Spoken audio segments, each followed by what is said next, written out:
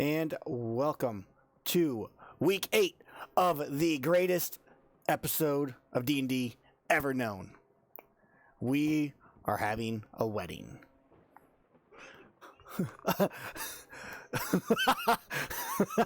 That's probably a horrible plan, an idea, because you have to clean it all up. And no. So we are all, some of us dressed up, some of us more than others.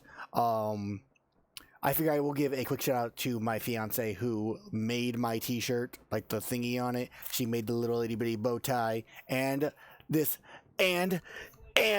flower, the paper flower. That's what it is. I got it for my lapel. Yes. Yeah. So yeah, all of her nice fancy things here. I will probably be playing back here, so you guys can keep a great eye on it during the entire time. Yeah, I'm excited for today's session. But before we get into any of that, Charlie, do you have any announcements or anything else?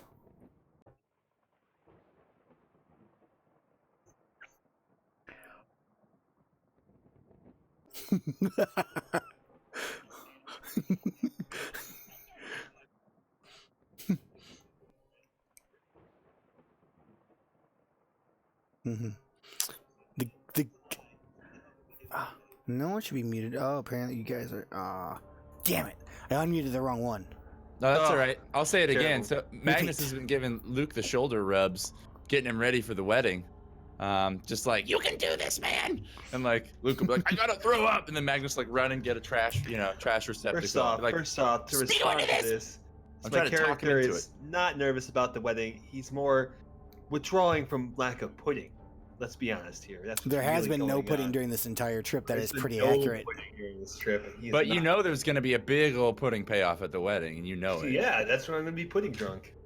I don't know if you know Pudding that. It's like punch I don't know drunk. if you realize, but during the Cardinal festivities, they do give you bread pudding that's been doused in brandy, so everyone gets trashed. You just Yeah. made that up so your character can get drunk. Well, So yes and no. It's my backstory. I can do whatever I want. Leave me alone. either way, we actually left the group off. Still with Luke speaking to Black-Eyed Ridley. Right. Not Ripley. No. Ridley. Oh yeah, Yes, we're Ridley. in town. So you have about the Uh-huh. last thing to inform you of was that you all found Valna. For at least kind of a quick recap, you left the town of Wolfpine and decided to travel by road. You encountered a were-tiger that you ran from like no other. Donkey plus Longstrider. Yep, you ran as quickly as you could. After that, you ended up what? We also hired a Red Sun to hunt down Oz's body. Yes, you did. So he's still mid doing that. You don't have any news on that as of yet. But during your travels in between Valden and I believe it's Ostwald, which the stream should be able to see now, you encountered a group of bandits that were catching up to you during your travels that were headed by a man in a black robe. You both, Luke and Magnus, were aware of the man and who he was. I believe he gave his name, or you recognize him. I don't remember off the top of my head. As Raxus the Ever-Living. I got the ever living part. He just introduced himself as Raxus. Yes. Yeah. So And Luke told that to me because I have Raxus ... and then I wrote the ever living later. So he revealed that to me later. yes. And you met him. You actually did burial rites on all 4 of the bandits, Magnus, trying to gather some information as best as you could. That's right. And when you attempted to gain that information from Raxus, there was no soul within his body. Luke decided to steal the head, whereas you, I believe, cut up all the body parts. I cut up all the body parts. Back. Well, he did, but you took it back. You were planning to take it back to Whiteborough to study. We're gonna do some research on this soulless vessel. Mm-hmm. And on that trip, you ended up in Valden, where Luke was delivered a letter by a young child. None of you would touch it. No one would touch. Valna was like, if they're not touching it, I'm not touching it. That's right. So you received a letter to meet Black-Eyed Ridley in the Wicked Fox's basement, where he informed you that you have been given your first favor. You are getting married. I'm not being given a first favor. You're being demanded of. Advantage of. Yes. And there were stipulations to this marriage that Ungrateful little. he informs you of. He goes, he hands you a sealed letter. He goes, you will not meet your bride-to-be until the wedding ceremony. Oh God, she's gonna have no teeth. In addition to that, there's this letter you will give to your family, which I will love to inform you are all there already preparing for it. They are quite excited and quite happy that you have hidden this woman from them for so long.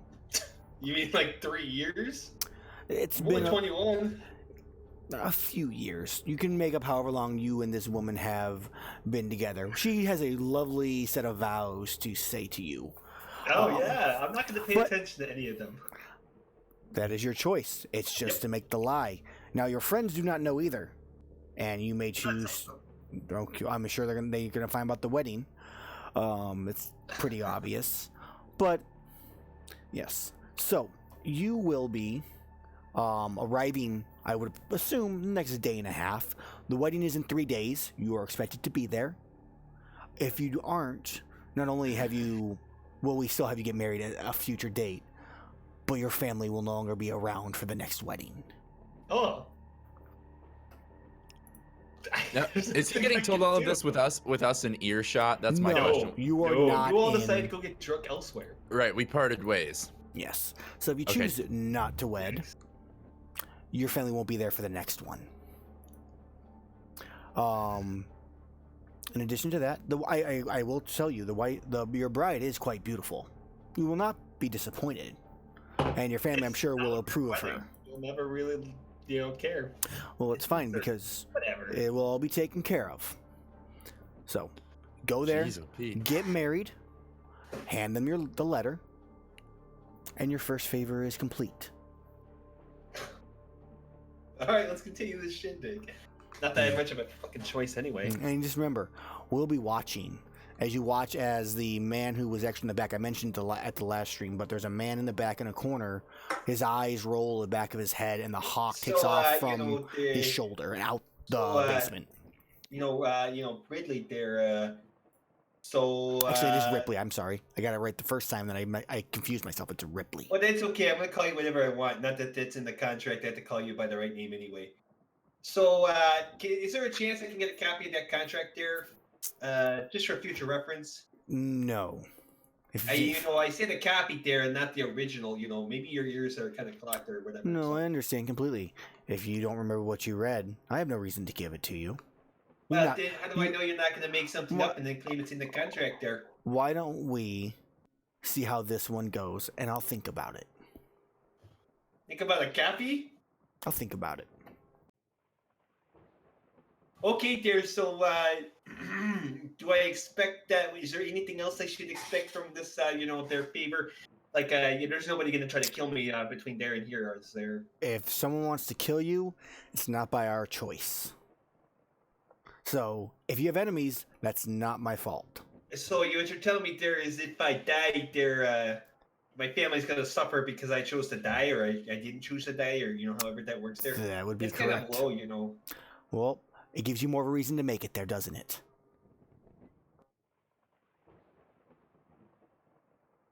Is that all you have? Is there anything else? Is there a way I can get there faster? Make sure everything's in order. No. Some of that there pudding. No, I regret to inform you. The pudding will be served in 3 days' time from now. There's no pudding at all there. It's not sounding a very good deal to me. It was upon request of your family that it all be delivered to Whiteboro so that it can be all used for the wedding ceremony itself, as is tradition. Wave my hand like this, like, yeah. I'll see you whenever, dare. Dude, poser, whatever. Leave room. Okay. I have what to say to the Yes, guy. congratulations as you walk out of the room. Magnus and Elle, where you guys went to get a drink. Correct. So where you went to get your drink, there is a couple places in Valden. I believe, actually there's only one. It's the Hound and the Ox. Ooh. It is run by thought there might have been one more, but no. Yeah, it's run by a half elf known as Zigum. He doesn't really give you his last name though, but it's a nice kind of upscale in itself. A little bit more ritzy than the Wicked Fox, which is kind of run down. And you get your drink there. And I think as you're sitting down at the bar, Zigum looks at you and goes, "So you going to Whiteborough for the wedding?" As he looks at you, Magnus and L. That we are. Excellent. Magnus kind of looks up at him and says, "Wedding? What wedding?" Yes, it's been all the news for the last few weeks. People have been coming in nonstop from all over the place. It's been really good for business. But I mean, I guess you are, so you must know. I mean, it's interesting. A half elf, or not a half elf, an elf and a halfling. It's not very common. What halfling and elf? I like turn and look at L, and I'm like, "You don't know what he's talking about, right?" He goes, "Surely you know. The one of the heirs to the Cardinal pudding company is being wed to apparently someone he has loved for years that he has kept hidden away and decided to profess his love to. It's very sweet." Magnus starts like cracking up, like, "Ah, Cardinal, must be someone Luke knows. This is gonna be great." Yeah. Maybe he'd be just as surprised as we are. I mean, Maybe so. I mean, he hasn't mentioned it. yeah. Well, you should be on your way. I mean, if you want to make it there with any kind of time to spare to find, an inn or a place to stay, places are going to fill up. Don't worry, we have a place to stay. And I like flash him the Shadowguard badge. You're a Shadowguard. You must be on guard duty. That must be why you're returning to the town. Makes sense. So you got to keep them safe. Magnus is like, "Well, I don't know that we have any official business with the wedding, but we were on a job, yeah. In fact, we helped some people right in this very town previously." Yes, I heard about that. You hired them to build a shrine out in the middle of the grasslands. Yeah, any word on the progress of that? As far as I've heard, it's going quite nicely. Getting close to being completed. It's been roughly about a month since you guys had that all happen, so he's like, yeah, it's about completed at this point, as far as I've heard. So, next question. I'm sorry, I didn't have my notes ready. What was the name of the inn again? This is the Hound and Ox.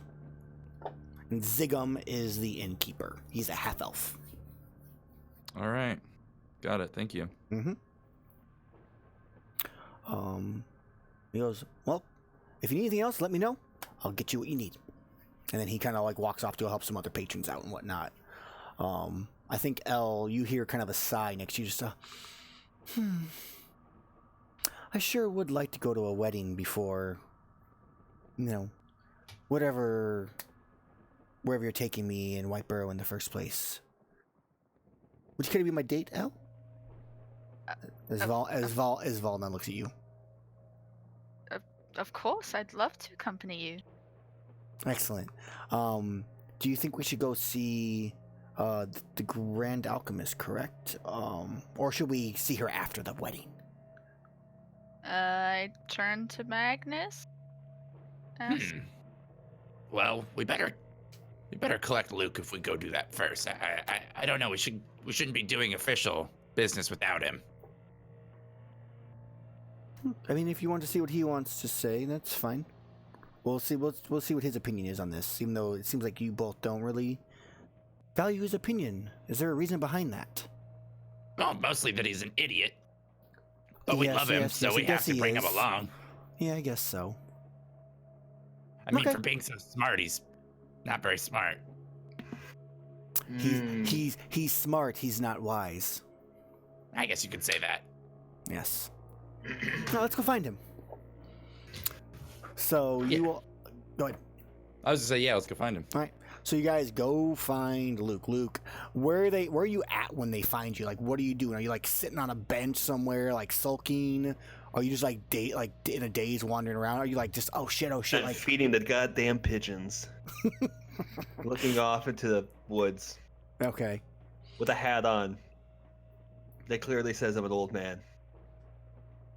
So there's a weird demeanor to Luke that you haven't seen in a while. As Elle and Magnus, you guys start walking up towards him. He seems to not be in his usual cheery mood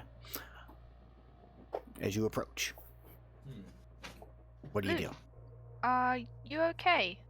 Oh, just the best there. I'm grand and everything there. How about yourself there?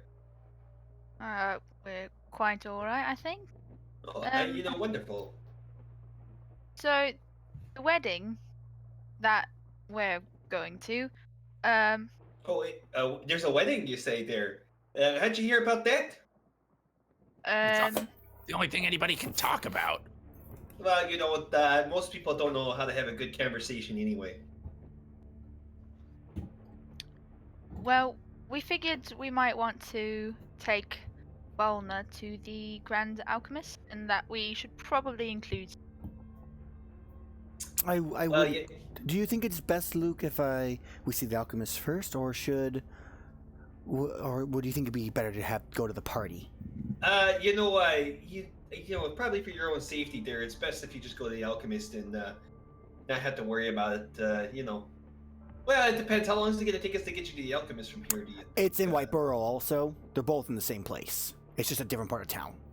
Oh well, I don't think it'd be too long there to stop by and say hello there and then make your presence known. It's up to you. Whatever.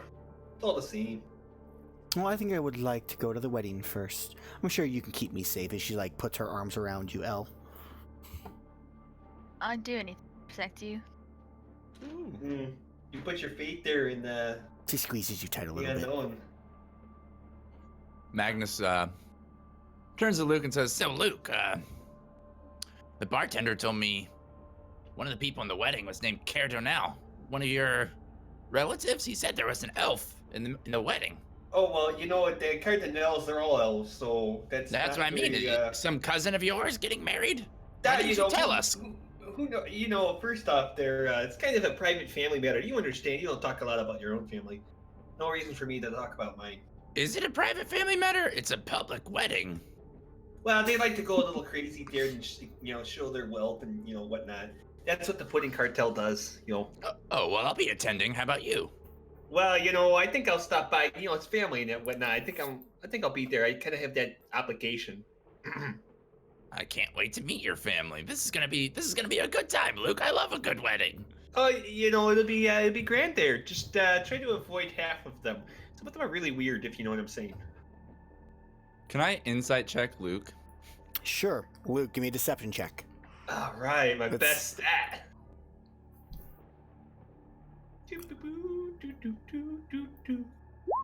I'm fairly wise, but You can tell something is up with Luke, and he's not telling you the whole truth. all right. He's I'm not hiding gonna, something. I'm not gonna say anything about it right now. Just gonna keep it to myself for now. But I'm gonna keep a curious, watchful, suspicious eye on Luke. Okay. So we head off. You guys want to get anything in town before you go? Buy any I don't think potions, stuff? So I bought potions last time. I bought Okay. a potion when I was there already here. Mm-hmm. Okay. And I have rations. I do think I'm gonna turn to Elle and be like, as soon as Luke walks back to the car and be like, "What's his deal?" Maybe it's a family thing, Maybe he doesn't get along with them, doesn't want us to go. I mean, that may be so, but have you ever known Luke to not say more than 30 words at once? That was the least I've ever heard him talk about anything. Maybe it'll pass. Well, regardless, we're going to a wedding. Okay. So you start heading over to Whiteboro. I'm reading a couple things you just did there. Okay. So you lock the safe as you put it in there. And then as Elle and I walk back to the cart, I point to my eye and I look at her and then I point to the safe and I'm just like, what the hell is going on? But still don't say anything. We're both just observing how weird he's being. And as you leave, we watch as a hawk just kind of hovers way in the sky above you, looking down as you head to Whiteboro.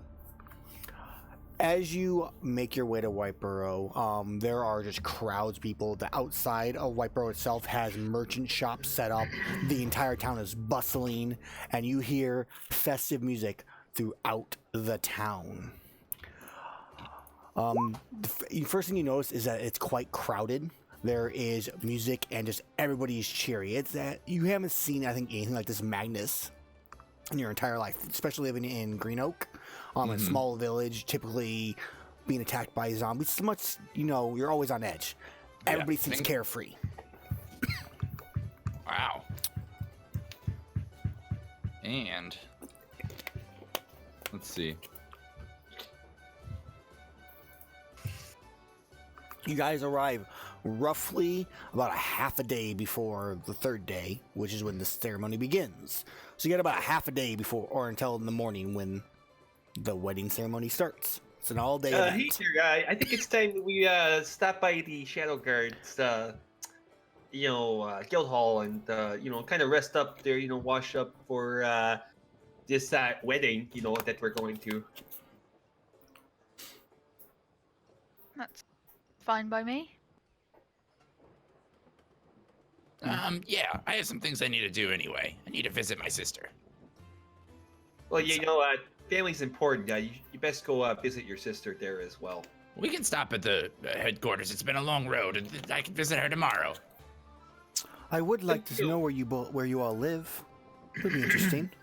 We kind of live in a house there. It's no big deal. Yes, but I'm just curious.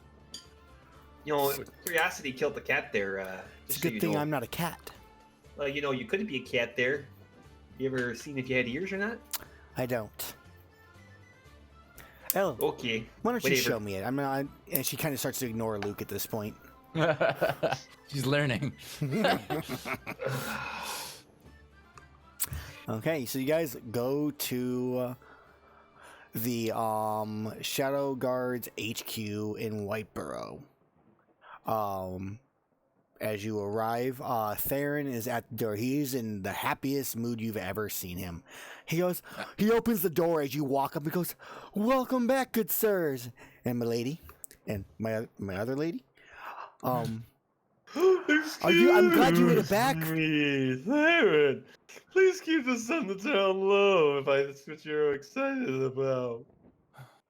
You'll be doing me a great personal favor. I shall do my best, my lord. Thank you. I like your accent and Elvish. Okay. I kind of hid something to tell her real quick there. I'll be up there in my room if you need me. Do we have any jars that walk past? Any jars? I'm sure I could find one in the basement somewhere. Well, just bring it up to my room when you're done there. Of course. He kind of looks at it. He goes, "Well, you two, I'm sure you're here for the, I'm glad you made it back for the wedding. It's sure to be a sight. And who is the lady that's with you?" Well, this is Volna. She'll be Pleasure, Volna. accompanying us for a little while. Very good. Do you mind if I ask, how was your mission? Any Not luck? finished. In tow, and I point at Volna. Oh, okay. I guess with the wedding, it would make sense. You'd want to experience that before doing anything else. Yeah, about that. What was it Master Luke had to say to you, Theron? In Elvish just now. You know the rest of it. Quite rude, Yes. I know it's rude. Oh, it's rude. shit. I just realized you can speak Elvish. I don't think he can. Who? Valna can. Valna can. I forgot too. And I think Theron goes, "Oh, it was nothing much. He just wanted me to. He was asking for some strange things for his room. Something to do with that jar. I didn't really understand it that much." And at that same point, Valna goes, "What are you talking about?" That stupid bitch. Oh my fucking god. And he asked you something. I'm still outside getting my shit. Just remember that. You're not here. Shh. Oh, no. Yes. And she kind of goes into details explaining exactly what you tried to avoid having Theron say. And he goes, "Oh, you speak Elvish." She is a half-elf. It would have been good of Luke to let me know that. Well, I do apologize, sirs. He asked me not to say anything. trying to look out for him. So she just told us that it's Luke's wedding. Base. No, No. nope. What I didn't say those words. What exactly did you say, Luke? Because I can't I remember. said, please try to avoid telling them whatever you're excited about right now. They That's know that. right. He goes, he goes, I'm excited about the wedding. It's not that often that you find, you see a Cardinal wedding. They're very rare. I mean, there's only 5 children, and most of them are already married.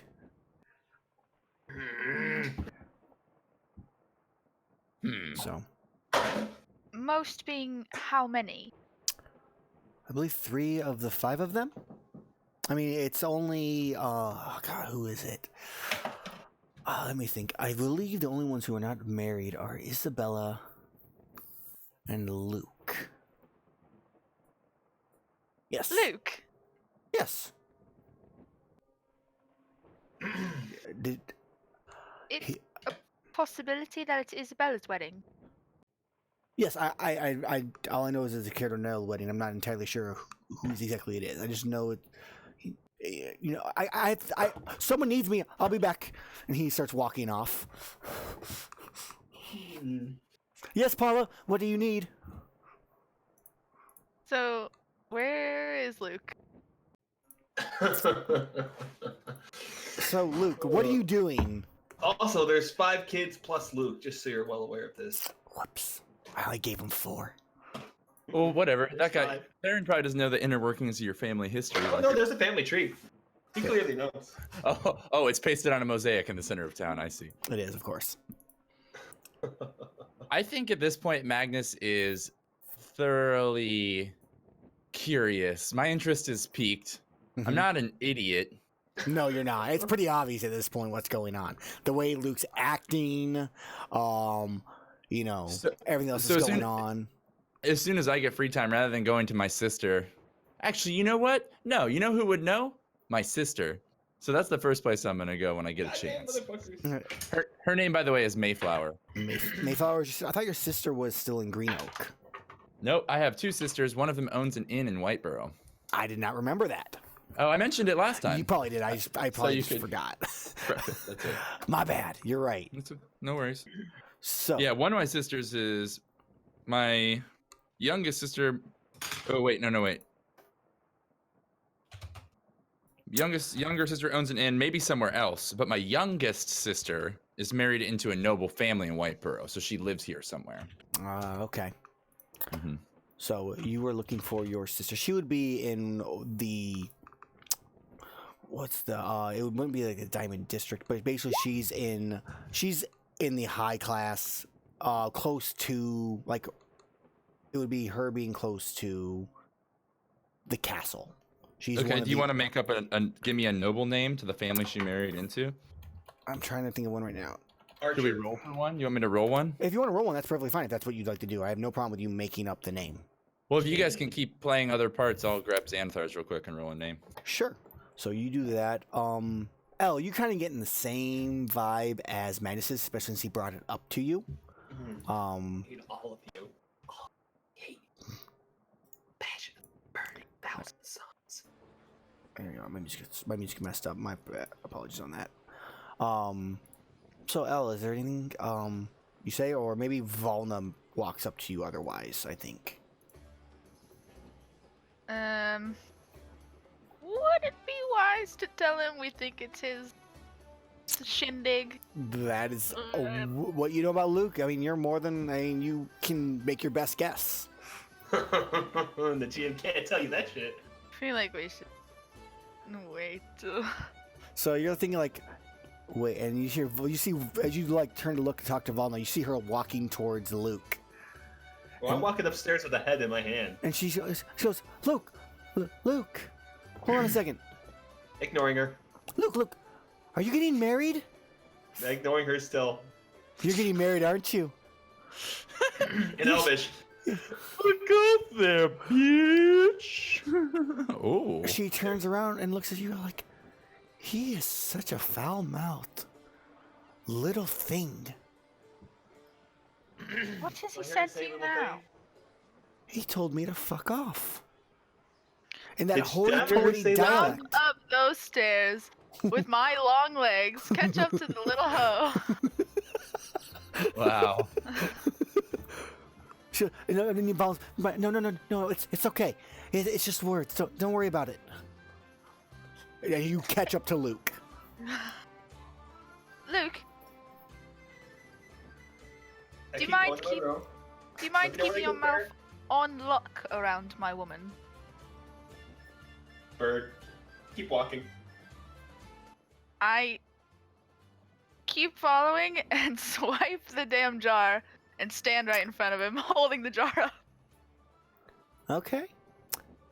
So, Luke, you're kind of walking. You're avoiding it. I take her bag Mhm. that she dropped on the floor from picking up my jar. What bag did she have?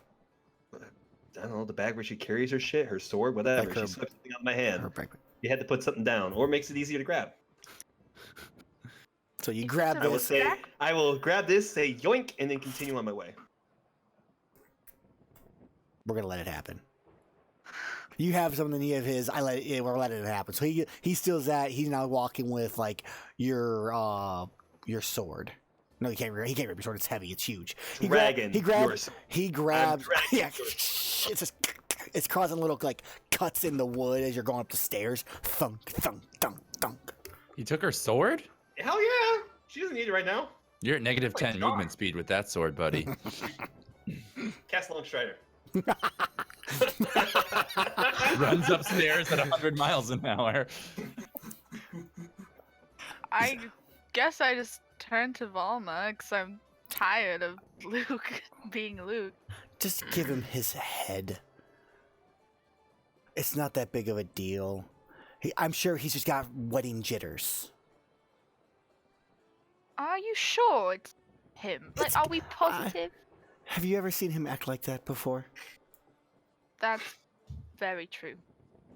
I mean, I'm sure he would be more excited if it was his sister getting married. By the Go way, give him the head. Go ahead. Look at the hell. have He's I got to gotten to give my me room that yet? head for research anyway. Have I gotten to my room yet? Yeah, you basically get your room. It's like the door like closes. Oh, okay. Did she hand me my head back? Well, I'm assuming she comes up, she knocks on the door, and you guys make a trade. Open the door. You hold out the head, she holds out the sword. Grab head. Close door. Lock key.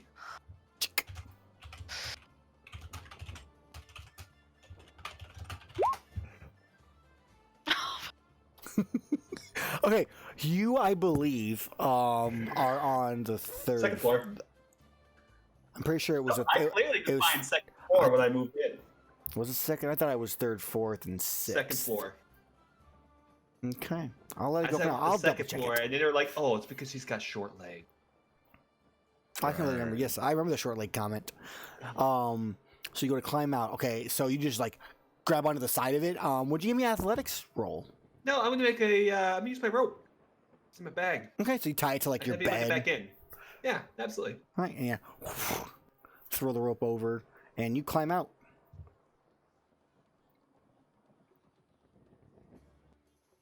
I think at that same point, it's like Vaughn is like, "Ella, would you? Can I see your room? Of course. And maybe we can get a tour of the rest of the place." Uh-oh. Get hot and heavy. Things happen. Use your imaginations. Elle needs to say, this is where the magic happens when she shows her the bed. So, Okay. what do you do though, Al? I. Would you like to see the rest of the place first, or my room first? We could see your place, and then the rest of the house, and then you can show it to me again. Oh. Jesus. Okay, hot and heavy it is. Elle's lucky. Why is Elle so lucky? She's tall. She snatched a hot babe in the first, 8 episodes. Yeah, it's because we're short, hideous creatures. So did Luke. Why am I the only one that's alone? I'm sitting in the back alley with Jericho, smoking a pipe all Wait, if he's in the back alley, just talking to the mule. That's true. If you're in the back alley, you hear this little noise, but from behind you. Do I see Luke? You turn around to look, and yeah, you see Luke like looking right back at you, like shit. What are you doing? Hey there, guy. Actually, I was trying to sneak off there and get some pudding. You want to come? I'll come for brandy, not for pudding. No, it's only going to be pudding there. It's kind of a tradition to eat pudding on the eve of a wedding there.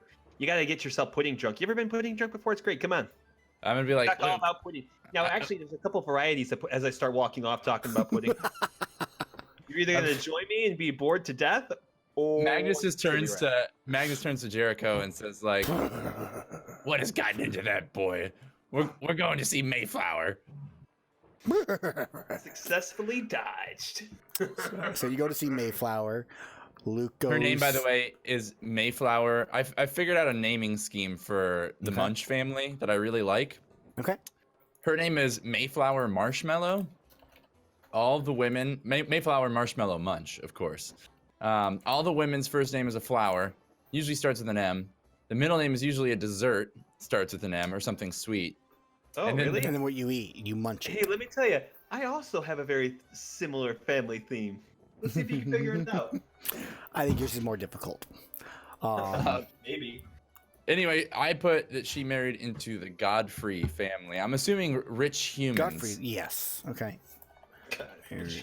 Fuck humans. Married into the Godfrey family. Okay. Yep. Godfreys are a quite prestigious noble in the city of Whiteborough. On a very rare occasion, it is said that the head of the household is used as counsel for the king. All right. Long line of viziers, so to speak. Okay. So, Elle and Volna are doing their tour. Luke is going somewhere. Let's see what you're doing, Madness. All right. Before we go, is the music playing? It is. Oh, can you turn it up a little bit? I'm sorry to make you adjust things. That's perfectly fine. I mean, I kind of semi-tested it. Yeah, that's right. There. That's great. Okay. So, Magnus, you go to see Mayflower on the eve of the wedding. So do they live in some sort of big estate, a gated kind of affair that I have to talk to a guard and all this? Yes. We're going to kind of bypass a lot of that conversation. You go up to their estate. It is decently close to the castle itself. You flash your badge a few times to show that you're part of the Shadowguard, and you're usually let go freely, not questioned too much, until you get to the house where the guards kind of question you a bit more. You say you're asking for Mayflower. They go and check and inform her of who's asking. Of course, she wants to see you. It's been so long. And you do enter into this manor, and they take you up to a study on the second floor where Mayflower is sitting, reading a book. Oh. And she sees you. She's just like, Magnus, how are you? My goodness. Hello, younger sister. Mayflower, it's been, what, 6 years? It's been so long. You look well. You look happy. You do too. How have you been? How's your research? Things are going well. Good. I'm assuming she probably doesn't know I'm in the Shadowguard. Probably not. I I think she probably has heard about the incident that happened. But not directly. So, right. So Magnus is gonna be like, Well, some things happened with the research. Yes, I heard. Oh, you At did? least, I mean, I heard that you got let go because you went to find other, you got all you could out of that place. Well, if I'm being honest, sister, it was a lot worse than that. Something went terribly wrong, and I had to leave my position as the mortician's assistant. And I wouldn't say it was by choice. Well, at least you're okay. Yeah, well, I've joined the Shadowguard, and I'm stationed not 2 miles from here. Well, that's wonderful news. So wait, how long have you been here for? I've been in and out of the city a few times. And you haven't come to see your dear old young sister? I'm sorry, sister. I was on business. As soon as I had a free moment, I came to see you. Okay. And it's wonderful to see you, but I It's must good to see you admit, too. I'm not purely here on personal business. I did have a question for you. I thought you might be able to answer some things about Whiteborough for me. Oh, yes, of course. I know being from Green Oak, we don't typically get out this far into the country. What do you want to know? Good. This wedding, I'm sure you've heard of it. Yes, it is a spectacle. I cannot wait to eat tomorrow. It's going to be delicious. I just ask one favor, sister. Yes. Let me see your official invitation. Let me have a quick glance at the card that was sent to you. Yes, of course. I mean, as you know, if you are looking for food, they will be passing it out to everybody in town.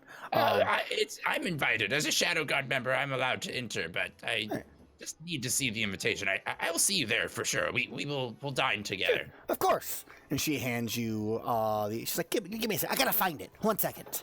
And she goes like rummaging through a bunch of papers and stuff like that and finds it, pulls it out. It's got a the Cardinal like sigil on the top, which is almost like a stamp of like a pudding cake.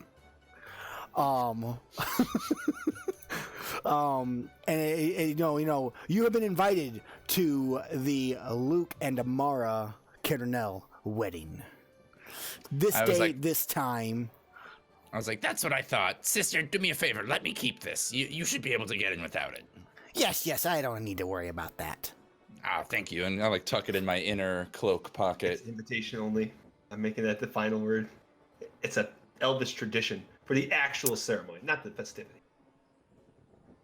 And then I'm like, Sister, I promise I will come back and visit you, and I'll certainly see you at the wedding. But for now, I must take my leave. It was good to see you. How's it been living with the Humies? It's been okay. There were a few short jokes at the start, but they come to like me. I like them. It's good living. They always treat me like a child. It's a tall world, after all. That it is. You should have to Take care. have you too. And she just then stops. bow out and take my leave. I bow all the way curtsies. down the stairs to the front door and then leave. Okay, so you leave. Luke, where did you go on your final bachelor night? I went to go visit the family because that's what I'm supposed to do. Okay, so you're gonna go find your family. Yes, I do happen to have my family tree, so you may use their names. Should you like? Yep, you go to find, I'm assuming your father and mother first? Well, your stepfather and mother? My Foster? uncle. Your uncle. Which I one? want to go to my uncle. The one I like, Almond. Almond. Yep, Uncle Almond. So your uncle is staying at an inn, from what you find, known as, it's in the higher district, which is known as the Unicorn's Wing, which actually makes no sense, but that's what it's called. Yes, it's the Unicorn's Wing. You should rename Want it. to be Pegasus? Why not the Alicorn's Wing? No. All right. It is run weirdly by a tiefling. Her name is Elenel Dushout. She's roughly, from what you can tell, about middle age. And she's very friendly. She's kind of anxious. She's always kind of on edge being a tiefling in this town itself. But she seems to get along with everybody. You enter in, and she welcomes you, and she goes, "Oh, young Master Halfling, what can I do for you today?" Well, hey there. I'm kind of looking for my uncle. Almond Cordell, the pudding empire. Yes. He's staying in one of our finer suites. May I ask who is asking for him? It's his nephew there, Luke. Nephew? She kind of looks at you like, He'll know who I am there. Just go tell him. Okay. okay. And she goes to go find him. It takes a couple minutes. She goes, he said he'll be down in a minute. I mentioned that you were a halfling, and he didn't skip a beat. He knew exactly who you were, apparently. Oh yeah, you think just because I'm a halfling I don't know somebody who's elvish there? That's kind of racist. No, it's more that you're. Now who's being racist there? I'm just gonna sit on the couch. Don't talk to me anymore. It's that Sit down on you're the as you couch. walk. It's because you said he was your nephew. And she like walks back to the bar, and so she's like just rubbing all the clean spots because the place is pristine. Yeah, I'm sitting on the couch in the lobby. Sure. And your Uncle Almond comes down after a couple minutes, and he sees you, and he goes, "Well, hello! Hey there! Uncle, how you doing? I'm doing great. How are you doing? I'm living the dream there. You're kind of like my favorite Congratulations! uncle. I heard. I never would have expected you. You hid her for so long. You know us. We're good at hiding things like our secret pudding recipe. You know. Yes, you halflings definitely are. Well, it's not just us. You know, Well, true. your brother there. He's hid that recipe for more than 200 years almost. Yes, he's done quite a good job. But congratulations. Why did you decide to spring this up so secretly? You know, it's kind of Nobody saw it coming. Kind of a funny story there. You know, it's just kind of like, yeah, we came for, you know, kind of a lot of near-death experiences, and you just kind of like realize you want to do something with your life, so you might as well do something reckless there before you die, you know. Near-death experience. Do tell. You know, like I was just out there, and we were going down to whatever the hell that town is there. I don't really care, you know. It's not Wolfpine. important. You know, it's crazy that you know that name there, but sure, we'll go with that Well, name there. I've heard of your adventures and where you were at, and that you set this Sure, all up sure, while sure. you There. were away. No, but it's a different location there, and we got attacked by some weird-looking things there with red eyes there. And let me Oh. tell you, everyone I travel with is kind of useless there because they all seem to have died, you know, except me. And I dragged them back there, and then I had to go revive them. And you know, long story short, I realized that you life were an is, honorable you know, person. I know there, right? You know, it's not just because of the, you know, what mom and dad taught me how to live your life. Of course, of 'cause course. they had the greatest values you could possibly want in parents. Mhm. But you know, like at that moment, I realized, you know, there's something more to life than just, you know, money there. So, you know, sometimes you got to do yourself a favor and, you know, just pull the trigger on something there and let life take you by the horns, so to say. There, does that make any Okay. sense? Yeah, I'm following-ish. Yeah, yeah. So, how's my cousin doing? Cousin's doing quite well. He's been taking up a little bit of the family business, opening up his own shop in a faraway country.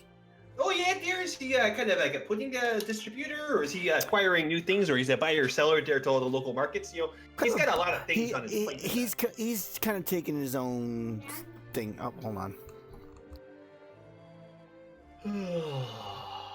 Dude, Pudding World Tour. Pudding World Tour. Magnus wants to go on all expenses paid cruise to all the best pudding locations in the land. Yeah, yo, that's not gonna happen there. For your honeymoon.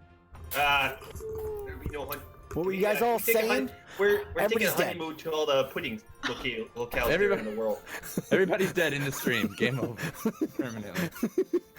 But yeah, he basically explains that his your cousin's kind of off at an important role, setting up a new distribution and shops in a different like part of the country. That's good. Well, not That's country, good but for him. continent. You know, he's a very talented. You know, as all cardinals are. You know, we're all very talented individuals there. You haven't happened to see Uncle Tabuk? Tabuk? I believe he's arriving tomorrow morning. He had a Oh, long, so he had a he's long gonna trip. be time for when we start there. Yeah. Yes. So I imagine father kind of you know Your father's been set here everything for up, right? yeah. Your father's been here for weeks. Oh God. I mean, you know, I you know, kinda our dread wedding's- seeing him because you know it's gonna be a kind of a long, awkward conversation there, and Ah. you know how it is. Actually, he seemed quite proud. He met your soon-to-be Yeah, bride. no. And he- You're not awkward for him. It's more awkward for me there. You know, it's not all about him all You the have time. nothing to worry about. He seems quite proud of the woman that you have chosen. Ugh. And what about mother? Mother seemed, Che, she seems happy. Maybe a little surprised picking an elf instead of a halfling, but happy. Oh yeah, and Poe, Summer, Isabella, Pan, and Zirde, they're all here too. You know. Let's wait. Oh God, I have double music. Hold on a second. Repeat that. I said, you know, Poe, Summer, Isabella, Pan, and Zirde, they're all here as well. Yes, you know? they're all here. They're staying in the different nobles' houses in extra rooms. Why can't they all just stay in one location there? I never understood that. Our family's weird. It's how we mingle. It's how we make connections. Yeah, but we're already the most like, what are we, like the second or number one pudding house there in the entire Of course, world? we are number one. Like we're Nobody else can possibly compete with our pudding. Speaking of What? which, you don't happen to have any pudding on you, do you? I really would care for some caramel pudding. Why don't you come upstairs? So he I takes follow you upstairs. He takes you upstairs. You guys get pudding drunk for your Hells yeah. Wait, with the brandy bread pudding? yes. As you Hells yeah. you get pudding drunk as you spend your night, kind of shooting the shit with your uncle, and doing just kind of doing the bachelor thing for a night, enjoying your last night of freedom. So we get a lot of cross. I'm sorry, our wenches to come up and serve us pudding. Whatever, in any way you prefer. Yes, I mean it is your bachelor party in a sense. Feed me pudding, bar wench. Feed me pudding. So I think the last thing we see before the night kind of closes, Magnus, you're back in. You end up back at Shadowguard unless you had anything else planned. I wanted to do one more thing if I could. Let's do yours, and then I'll do L's. Just real quick, I just wanted to walk by the wedding site Okay. the night before. I'm sure it's under construction or being set up or whatever. It's for the most part completed. There are there's mages that have lights lit up all around. It is in like a central park, in the middle of town. Okay. That you see just kind of you see a couple different little locations. There's chairs and tables strewn across this park for hundreds, if not 1,000 people, from what you can guess, that are here to attend to this wedding. Okay. Go ahead. I was gonna say, any employees still around hanging Yeah, around? there's still that. There's still guards, keeping watch and stuff like that too. There are a little bit of festivities going on around, just on the outskirts of the park. Dances, a couple of the bars that are nearby. You see drunks walking out and cheering and having a grand old time. Okay. I don't really want to bother anyone. Just want to take it all in, get a good lay of the land. Mhm. I want to, if I can, check out the altar area. Just walk around it, kick the stage a little bit. You kind of want to do a little investigation. Go ahead and roll me an investigation. I think for the most part you're able to get there with no issue. You just flash your badge like I'm just checking to make sure everything's good. No worries. Yeah. Okay. So yeah, you kick the the altar, you're checking for like secret things and all that type of stuff. And from what you can tell, everything seems legit. You don't see anything out of the ordinary. The one other thing I would like to look for here is I'd really like to just check and see if there are any good vantage points where one might watch unnoticed. Yeah, I mean, there's probably. I mean, you have the park itself. They're not. I mean, you can either try getting in a tree to watch, like where the altar is specifically, but they're only at the altar for one period of the night. If I was a sniper, what do you know? More importantly, what do you know about elven weddings? Do you think you know a lot? Have you been to any before? Were there some in like your town? definitely not. Okay. No, don't So- mingle with the elves much. Okay. So you just Unless kind of have a they're dead. generic idea for the most part. I know a lot more. Yeah, I know a lot more about elvish funerals than weddings. So I mean, yeah, there's definitely potential spots for like archers and stuff like that. Your assumption, based on your investigations, that there more than likely will be guards positioned in those locations, to Okay. try to minimize any kind of threat to this wedding. All right, as long as I don't see, I just want to see if there's like a sniper hole set up somewhere. that I should- Yeah, you kind of look around the rest of the area. No, everything for the most part seems really quite secure and safe. You do Okay. make note of a few extra guards in a slightly different uniform. Oh, I don't recognize the uniform. Yeah, they're not part of the Grey Laws. Okay. Last question: does it look like there's a VIP area set up for the day of? There is like a specific spot for like, yeah, you see kind of an area kind of centered in the middle of all of the tables where Okay. it looks to be like two chairs meant for Luke and his soon-to-be bride. And then nearby there seems to be tables that are a couple tables that probably you would think would represent like the family of both sides. Okay. I'm just making sure I can't use this little invitation here to get anywhere special, but that's all right. I just mainly wanted to make sure it was safe more than anything. So Yes. I feel like Magnus feels pretty satisfied, ready to head back to Shadowguard HQ. And the first thing I want to do is the only other thing I would like to do, which doesn't necessarily have to be tonight, but I want to talk to Theron about a bandolier, a piece of equipment that I want to make. Okay. Yeah, maybe you make mention that in passing by. I know you already told me kind of what you wanted. Yeah, I'm just telling him that I need to see what's her name, the cookie, Paula. Paula Blackenstein. Yes. Yeah, I tell him that I just need to see Paula as soon as she's free. I'm sure she's busy during the wedding, but Yeah, she's definitely been working her butt off, kind of outside of the Shadowguard HQ, trying to make this proper, especially for one of her own. all right, cool. Then I return to HQ, tired and ready for a brandy and a pipe. Mm-hmm. I think Luke, you pass out at the unicorn wing. Hell yeah, dude. And then Elle, I think we kind of cut in like a fade-in scene at you and Valna, kind of lying in bed. She's kind of like brushing your hair to this, like, you know, off of like your cheek and around your ear. Ooh. And she just looks and she goes, "I wish this night would never end." I wish the same thing. She goes, "Do you think it'd be...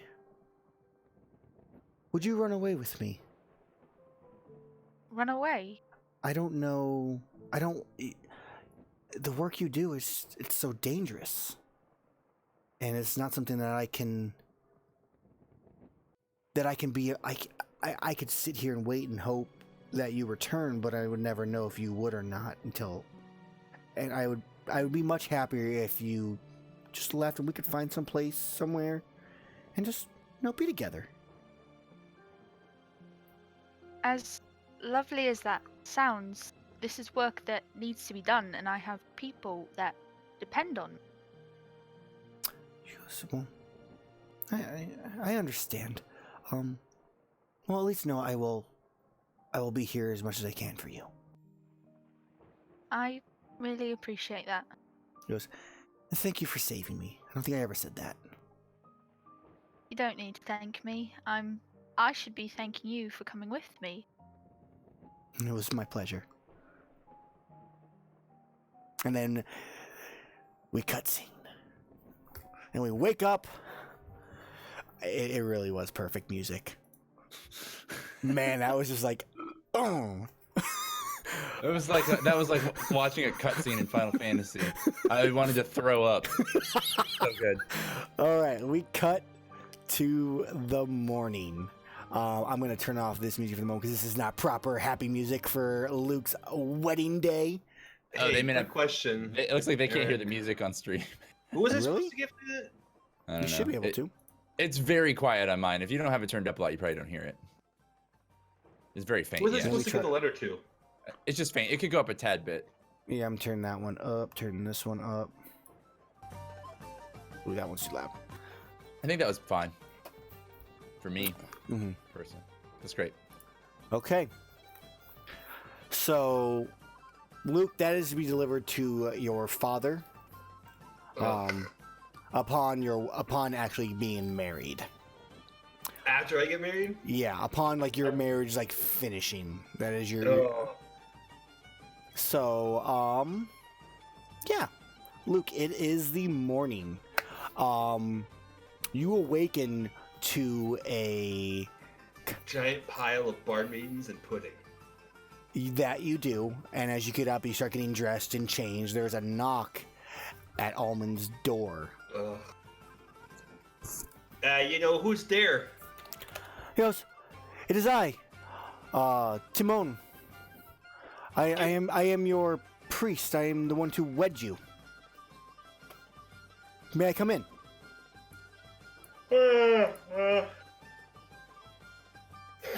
No, I think it's best you don't come in here. I'll step out here in just a moment. Just give me a No, second. I will wait downstairs.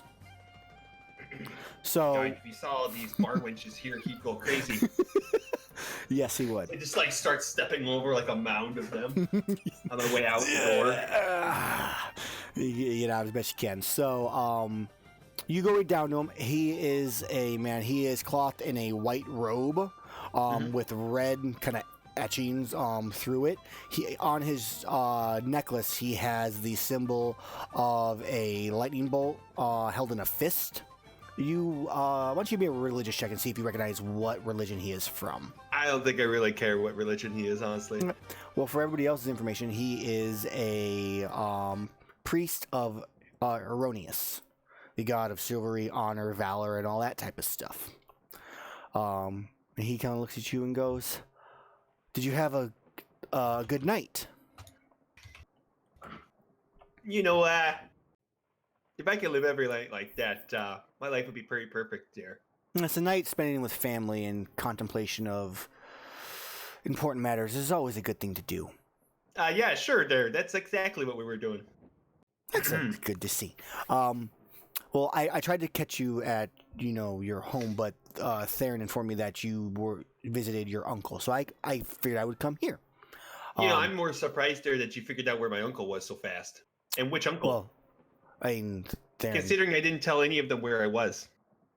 news travels fast at night, Ah. especially when someone such as yourself, on the night before his wedding, is out and about. Yeah, sure, there. Whatever. So what do you got to tell me there? Well, firstly, congratulations. I'm sure you are happy for your wedding, that you will be your ceremony today. But I figured there was a few things I should mention, since you being a halfling and your wife being an elf and you being married in the typical elven fashion. Oh, so you're trying to say I'm not worthy? Is that what you're trying to say? You are more than worthy. You are more than worthy. Typically, though, when elves marry, they marry for eternity. Best to another elf. In your case, you are more than welcome to marry in the elven custom, but you will not be. I regret to inform you, you will not be bound to her, because you're a halfling.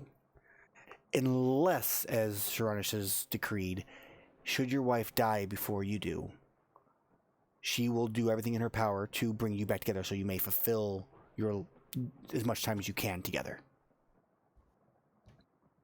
She will reunite you in the afterlife, and when you return to this plane of existence. Okay, and what's the other option there?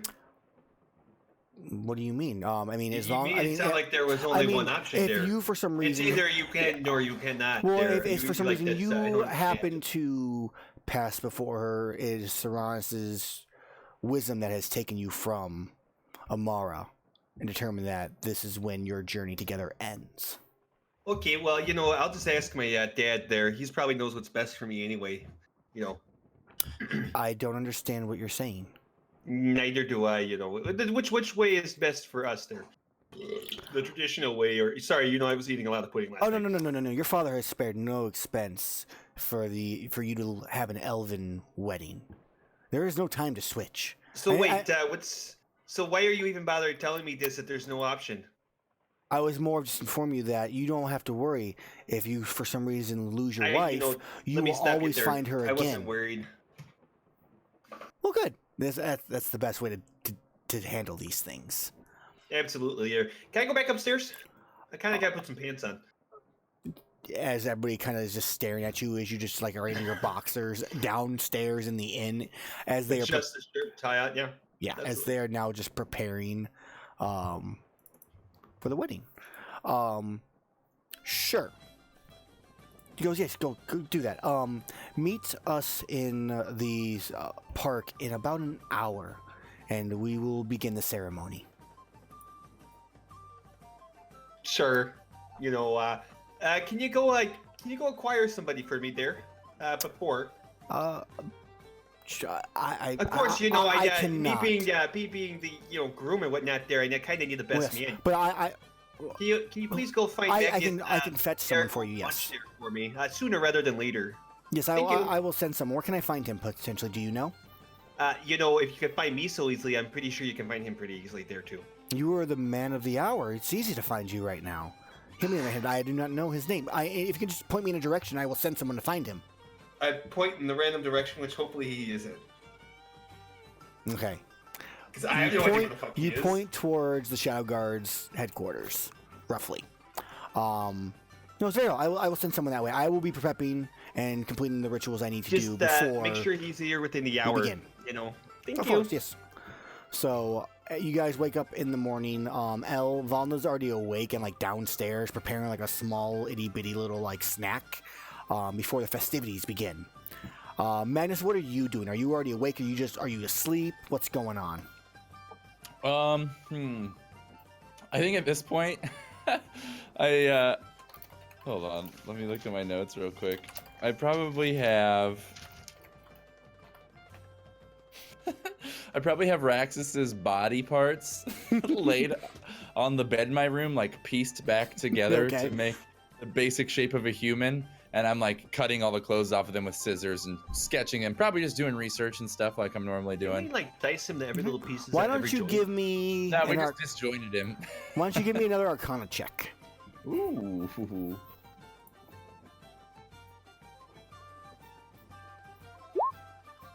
Okay. Studying the body itself, it's human-like, Mm-hmm. but from what you can tell, this wasn't like a human body died and then he implanted his soul into it. It almost seems to be made, like it was created. Ooh, a construct of sorts. Almost in a sense, like a construct made of flesh. Ooh. Let's call him. I think actually, with your knowledge, probably Arcana, and that you probably would have. You could look at this almost as like a homunculus. Mm-hmm. Okay, that makes sense. Some kind of magical binding of parts. Mm-hmm. Some dirty Frankenstein monster. Kind of in a sense, yeah. All right. Yeah, that's what I'm spending my whole morning doing. I'm certain until it's time to What? get to the wedding. I think you, as you're doing that, like kind of like, you kind of like finish writing down your notes. You hear that knock at the door. Just, Yes, who is it? he goes, "Hello, sir. My name is Otto. I have been sent for you." Otto, okay. Yes, Who sent you? Luke is looking for you. He said he needed his best man. I like raise an eyebrow and look at him. Best man. Yes, he is over at the Unicorn Wing. If you would go to him, he requests you within the hour before the ceremonies begins. All right. Let me break out my dress robes.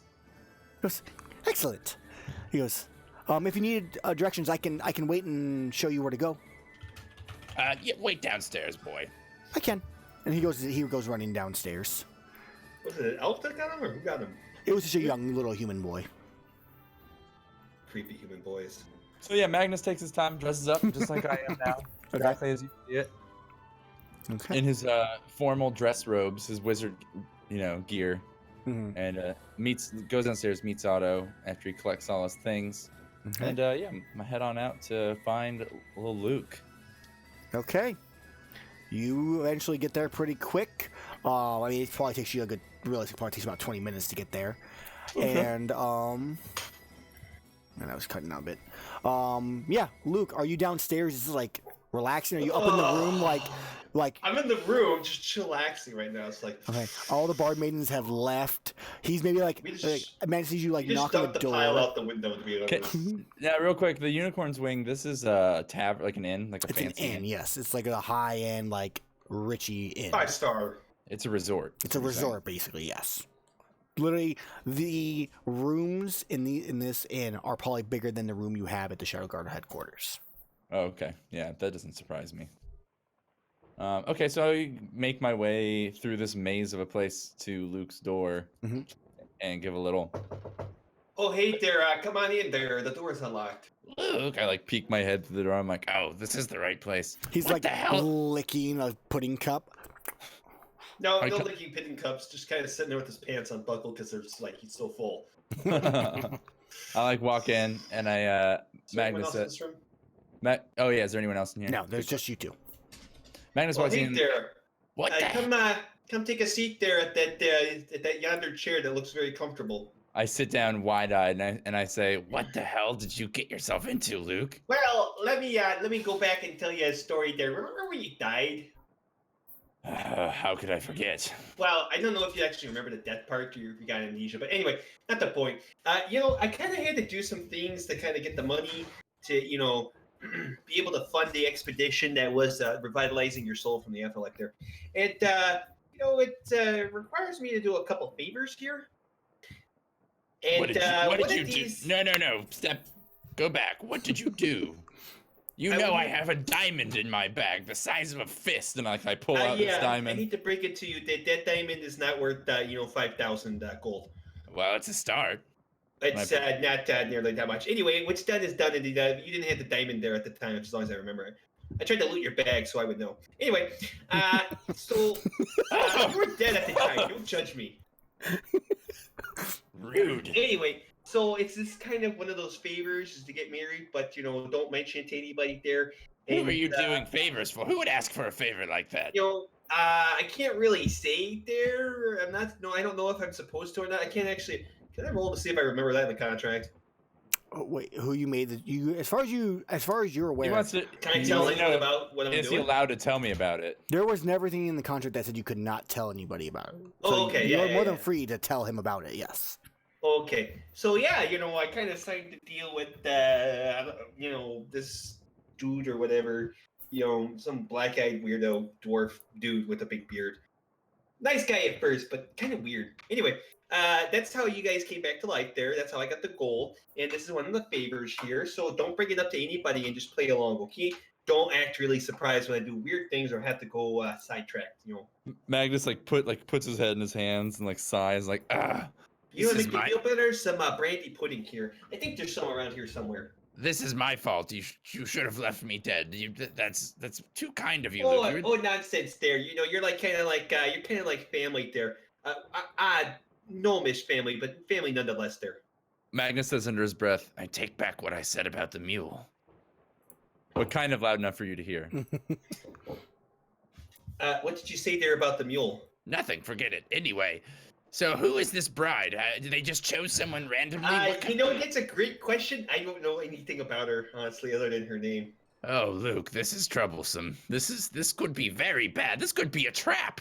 Yeah, I don't think it's really that bad because according to the contract, I can't do anything that puts my life directly in danger in any way, shape, or form. And if this does put my life in danger, then it violates the contract there altogether. So I'm really not that worried about it there. Well, how are you going to work with a wife? It's easy. I can just do the same thing all halflings do, is just kind of ignore her. Magnus is like, Luke! I thought the elves would have taught you better lessons about family. Yeah, that's true there, but elves live forever, so they are able to go do other stuff and come back. It says it's a forever bond. It's not forever together. Does that make any sense there? Hmm. It's kind of like when you have two magnets; they'll always come together when they're around. But when they're not around, they don't just magically show up next to each other. You know what I'm saying? It's not magic, my boy. It's science. Whatever. You get the idea. Yeah. Well, what can I do to help? That's a great question here. Let me think to myself for a second. Looking off into space, what can he do to help me, Aaron? What can he do at this very, very moment? In general. just stay by your side for now until something comes up, I guess. Yeah, I mean, at the moment, you guys all you know is that he has favor. He now owes 4 favors after this one is complete. Oh, okay, there. So you have never seen the contract. You don't know what's exactly going on or what's required. I mean, maybe Luke, you could ask him to maybe look into it or figure out what kind of deal you struck with what or who. So I regurgitate all this information conveniently and very compellingly, so he knows everything that my brain thought to me. Yes. But Everything. even so, I feel like I'm still more focused on the. I don't know. So I guess after you relate all that to Magnus, he just like looks at you very seriously for a minute and is like, Do you want me to make this go away? If you could, that would be awesome, but it's not going to happen out there. The deal's already been struck, and until we actually figure out what's going on with this contract there, I really can't do anything about it. A deal's a deal. Well, I'm not promising anything, but let me go. What was the name of the fellow? One more time. You struck this contract with. It is Ridley. It's I double-checked. Black-Eyed Ridley. So Magnus like writes this down in his notebook, and he's like, Let me just try and get some information. Maybe we can do something to stop this. Do you know anybody who's really good at contract law by chance there? Because if I go through with this, he might let me get a copy of that contract and we can figure something out about it. Theron, possibly. He's quite literate. I kind of need an expert, but we'll figure that out later. Anyway, so you're my best man, and I go about explaining what happens in all this wedding and what his role is. Okay. As I walk him downstairs and out the door, chatting his ear off. just like push me away and go back inside. Yeah, so we're gonna keep Still going talking in here. No, I'll continue walking with him. All right, Okay, you well, guys. Full process to the square Go ahead. because we don't have much time. How long until the wedding? You 10 have minutes. maybe something around that time with all that he explained and how how long long? it took. You probably have like 10, 15 minutes Oh, for the never first mind then. ceremony begins. And you're already dressed up for the occasion, so don't worry about it. Well, I was gonna go see if I couldn't find Black-Eyed Ridley He's and in- Oh, hey there. Did I mention that he was in a different town there? yeah. no, Sorry, you my didn't. brain kind of trails off there, and I just say things randomly later. So don't worry So about it. Magnus is basically. I'm just mad now that he didn't tell me earlier because I could have tried to fix it before. Magnus is the type that hates not being able to fix something, or solve it with logic. But also, he's a little altruistic in that sense. You can't just talk somebody out of a virgin blood contract necessarily. basically, yeah. It's kind of a tough one. Okay, so I guess I'll just accompany Luke until Okay. time. The ceremony begins.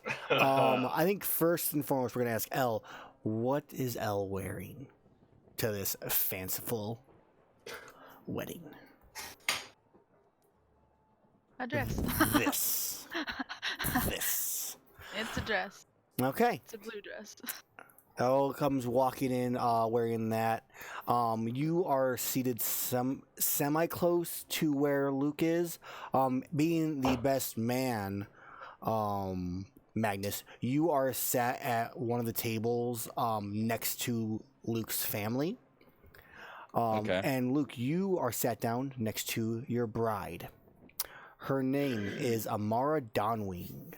She has red hair that is perfectly groomed in a tight ponytail Color of autumn. that reveals like her sculpted radiant face. She has piercing amber eyes.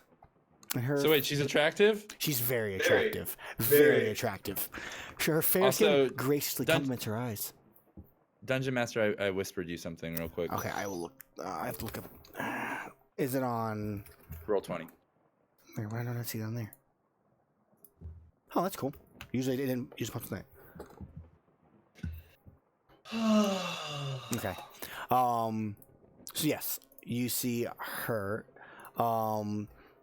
I lost her there. So yeah, she's got fair skin. It gracefully complements her eyes and hair, leaving you with a quite satisfied first impression.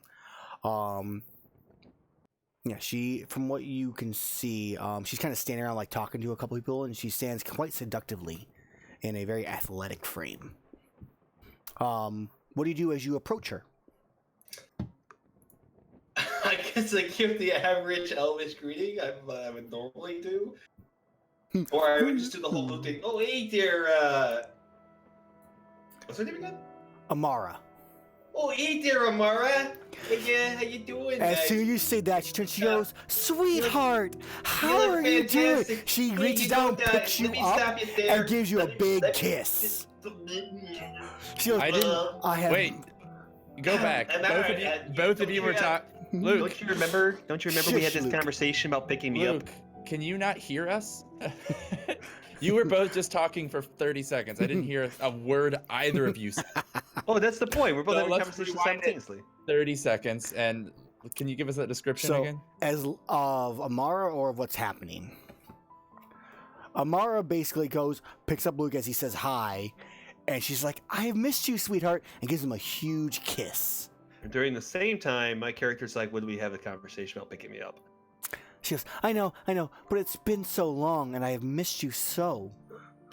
How are you doing, Yeah, darling? yeah. How was your trip? I would be a lot better if I was on the ground. Oh, I'm sorry. She put you down. I thank you there, Snookums. So, how was your trip? Oh, you know, Did it go well? It's it's always productive, you know. Yes, this is good. I was actually just speaking to a couple friends, but now that you're here, we should get ready. It's almost time for the first feast. Let me tell you something, baby. You know, I'm always ready. Pudding, I know it's your weakness. It's my greatest pleasure, dear wife. Is it not yours? After you, of course. Rolls eyes. Well, duh. Okay. So you both sit down for the first feast. Everybody takes their seats. The priest says a quick few words of, thank you all for coming to this gracious event. We're here to eternally bind both Luke Cardinal and Amara Don Wing together for eternity. For now, please enjoy. Eat as much as you can. And we will continue in a couple hours.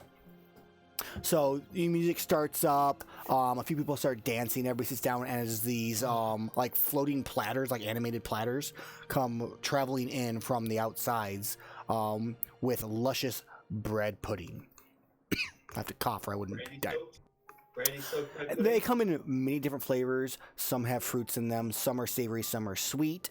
It's kind of an all-you-can-eat smorgasbord of the most delicious bread pudding you have ever had. At least they did that right. I think we get a little moment of Valna trying to feed Elle a little bit of bread pudding, and then she smushes it on her face. She giggles a little bit. Okay. So I think, Magnus, as you kind of get up to like walk around, you hear a person just kind of, oh, we lost someone. There, you're back. All right. Yeah, I just cut out. Also, I can't see. Okay, there we go. So you have someone go, where do you think you're going? Aren't you the best man? Precisely, and due to that, I have many responsibilities to take care of. I must grab the ring from my bunk. I'll be right back. Oh, understandable. Do you mind if I walk with you? No, It's been a little bit since we've seen each other. no, I mean, no, you can't come. Wait, seen each other? Yes, Who is it? it's been. You finally kind of take a quick glance at him. You recognize him only because you've been studying his head in a jar that Luke has in his bedroom. He looks and goes, I wonder Magnus stops. he goes, no, don't worry. I'm here for the wedding. You won fair and square. I don't have it. She wasn't a big deal. If we got her, we got her. If we didn't, we didn't. Who's we? I've said too much already. But Magnus takes a step back, like a defensive stance. he goes, and, no, it's a wedding. There is no need for violence. I'm here just to enjoy it the same as you. He goes, and I promise you, if anybody was going to do anything at this place, it would be me. And I am clearly here for the pudding. I think you Best need to pudding go. in the world, you mean? Then why don't you sit back down and enjoy your dessert? I'll return shortly. Why don't I already know you don't have the ring in your bunk. You just became his best man about an hour ago. Yes, and I need to practice my speech. Well, practice it with me. I'll be him. Come on, we can do this. We don't have to be enemies. I think I'm quite all right. Fine. Maybe another time. Maybe. Mayhaps. Let's have a good day. Yeah, As- have a good day. and then Magnus turns and walks away, huffing, As pissed. Raxus sits back down, kind of turns towards the group, and then reaches out, grabs a massive piece of bread pudding, just shoves it in his mouth and starts chewing enjoyably. So that freaks me out a little bit, but I'm not sure what to do about it. That makes me scared to do anything, but I still try and grab a high vantage point from what I scoped out last night. That's if I fine. can. Yeah, you're definitely able to find. I'm not gonna make you roll anything like that. You can find a point, either in a window balcony or on top of a roof that you're able to sit and kind of keep an eye on everything. Sure. Do you actually practice like a best man speech? No. I practice another speech in my head that I'll reveal when they make it to the altar. Okay, so the bread pudding ceremony ends after about a couple hours. Everybody's stuffed. Luke, you're trying not to unbutton your pants because it's not the proper way for a cardinal to present himself at his own wedding. I wore sweatpants this time. Oh man. So the elastic doesn't break. Mhm. So at that point, Timon comes forward and goes, "It is now time for us to hear the pledges and vows of our two soon-to-be wed. If you both would come with me." Is anybody else hearing audio pops from Aaron? Nope, it's probably for me. It's me. Hold on, Okay. I gotta leave the Discord call real quick. I'll wait a second then.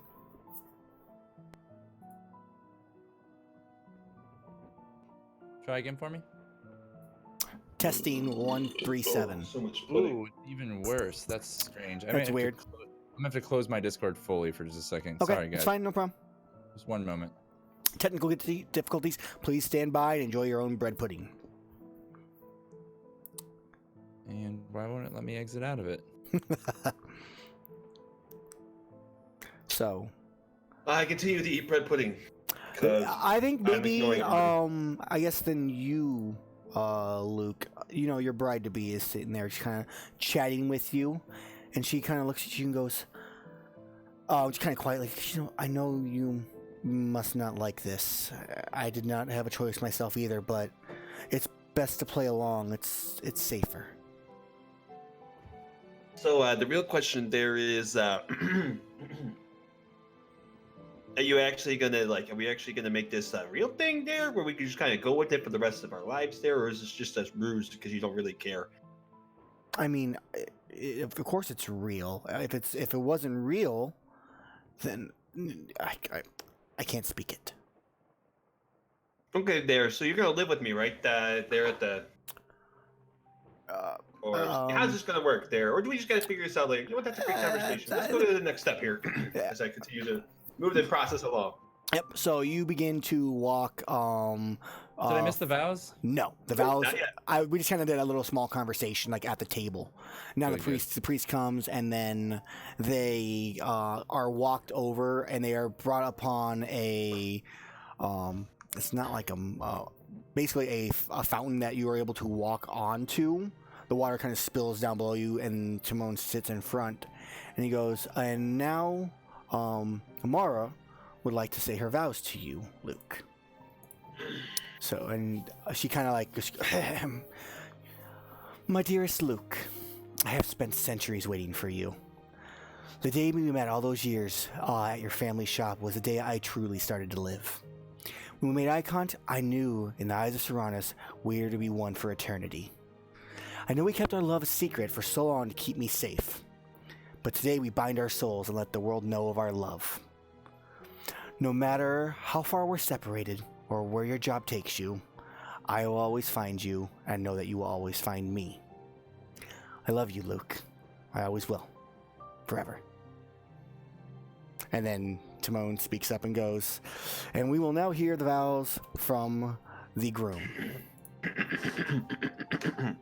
Takes the magical mic or whatever it is, the amplifying phone. Or... You're just someone cast thaumaturgy on you, basically. Okay, there. So in the presence of God and these are friends there, I take the what's her name again? Amara. Amara. To be my wife there, promising with divine assistance to be unto thee a loving and faithful their husband, so long as we both shall live, forever and ever. Amen. Okay. And long live pudding.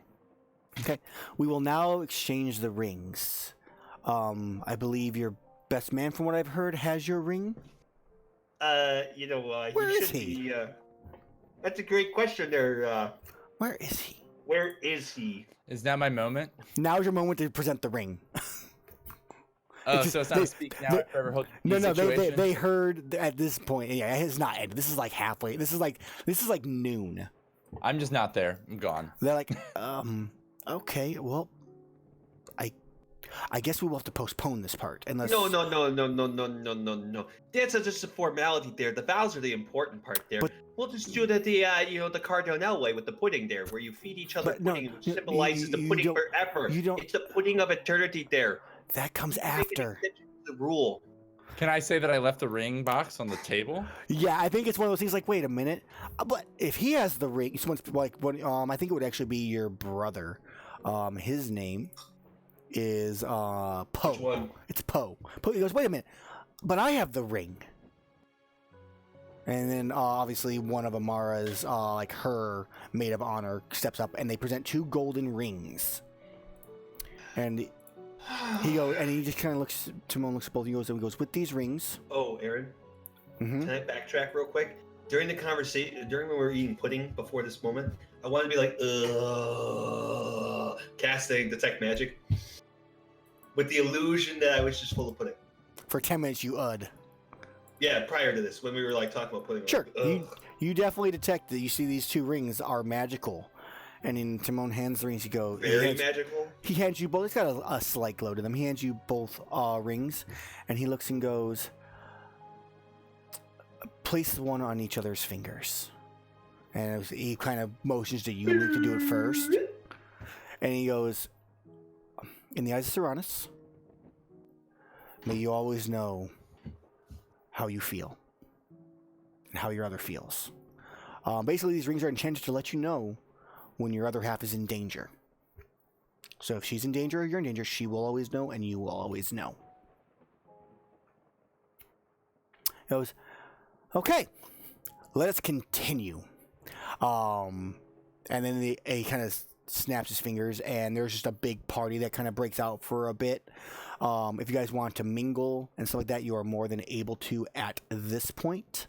Oh, that's wonderful there. Hey, did you know as I go wandering off talking about Elvish traditions? Mm-hmm. Because apparently I'm an expert on Elvish traditions for some reason. It must be my years as a caterer. Must be. So yeah, dancing's all stuff that Valna I think tries to get you to dance with her. Elle, are you a dancer? Do you dance? Hells yeah. So you guys go and you hit the dance floor and go have some fun. Magnus, what are you doing? So I think Magnus realizes he went too early. And crawls back down from his high location. At some point, I'm gonna try and dance my way poorly through the crowd. Yeah. Towards Luke. Okay. You do. And I'm gonna. You do spy Raxus, so kind of sitting there eating a little bit of leftover that bread pudding he grabbed, and just kind of waves at you. I'm I kind of huh, and just give him a shitty look and keep dancing through the crowd. He's just... But once I dance close to Luke, I'm gonna dance up close, my back's to his back, and then I'm gonna grab him and we're gonna do-si-do together for a minute. Okay. Oh, hey there, it's tradition. Oh, hey there.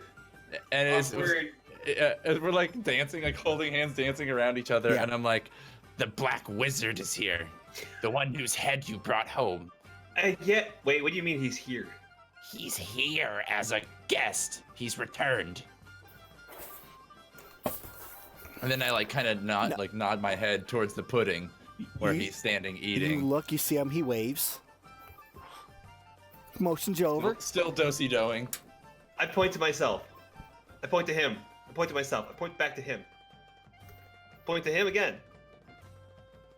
Okay, I think he wants to, talk to you again there. Who, me?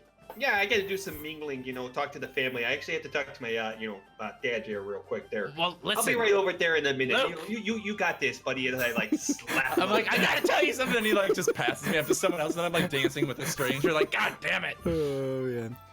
So yeah, you go do that. Luke, you go off. Do you go find your family? What do you do?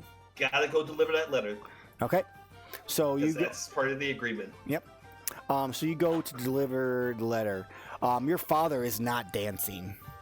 You see your mother kind of sitting at the table also. He has a very stern look on his face, but a slight crack of a smile as you start coming towards him.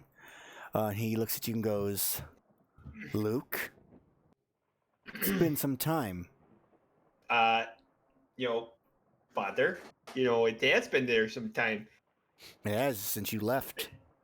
Yeah, I've been enjoying your pudding. It reminds me of home there. I'm glad to hear that. That's why I always eat pudding. We've missed you. I must say, this is not what I expected once you left.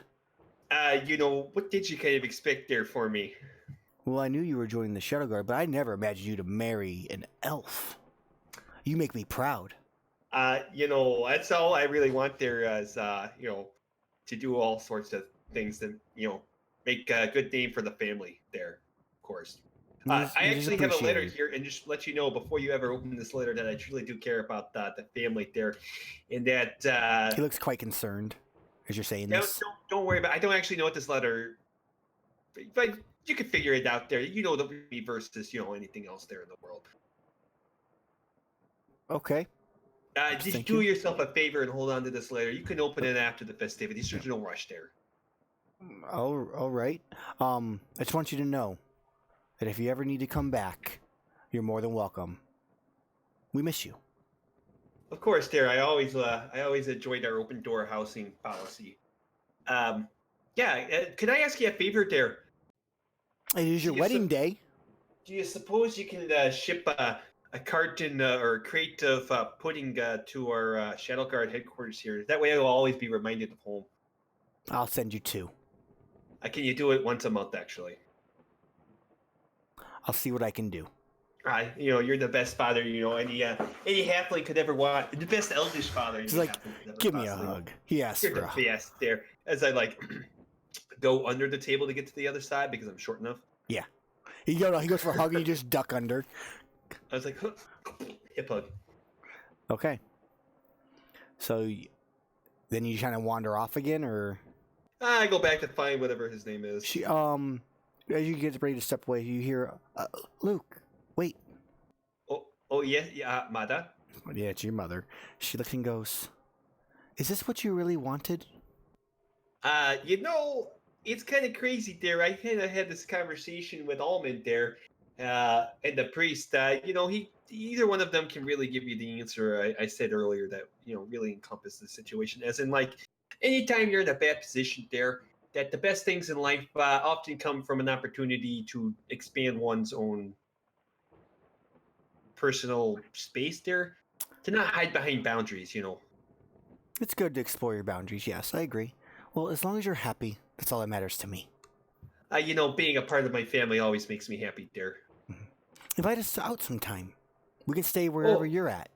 I'd be more than happy to come visit, our hometown of. Your hometown is Chiretta, I believe is what it's pronounced as. Chiretta. Chiretta.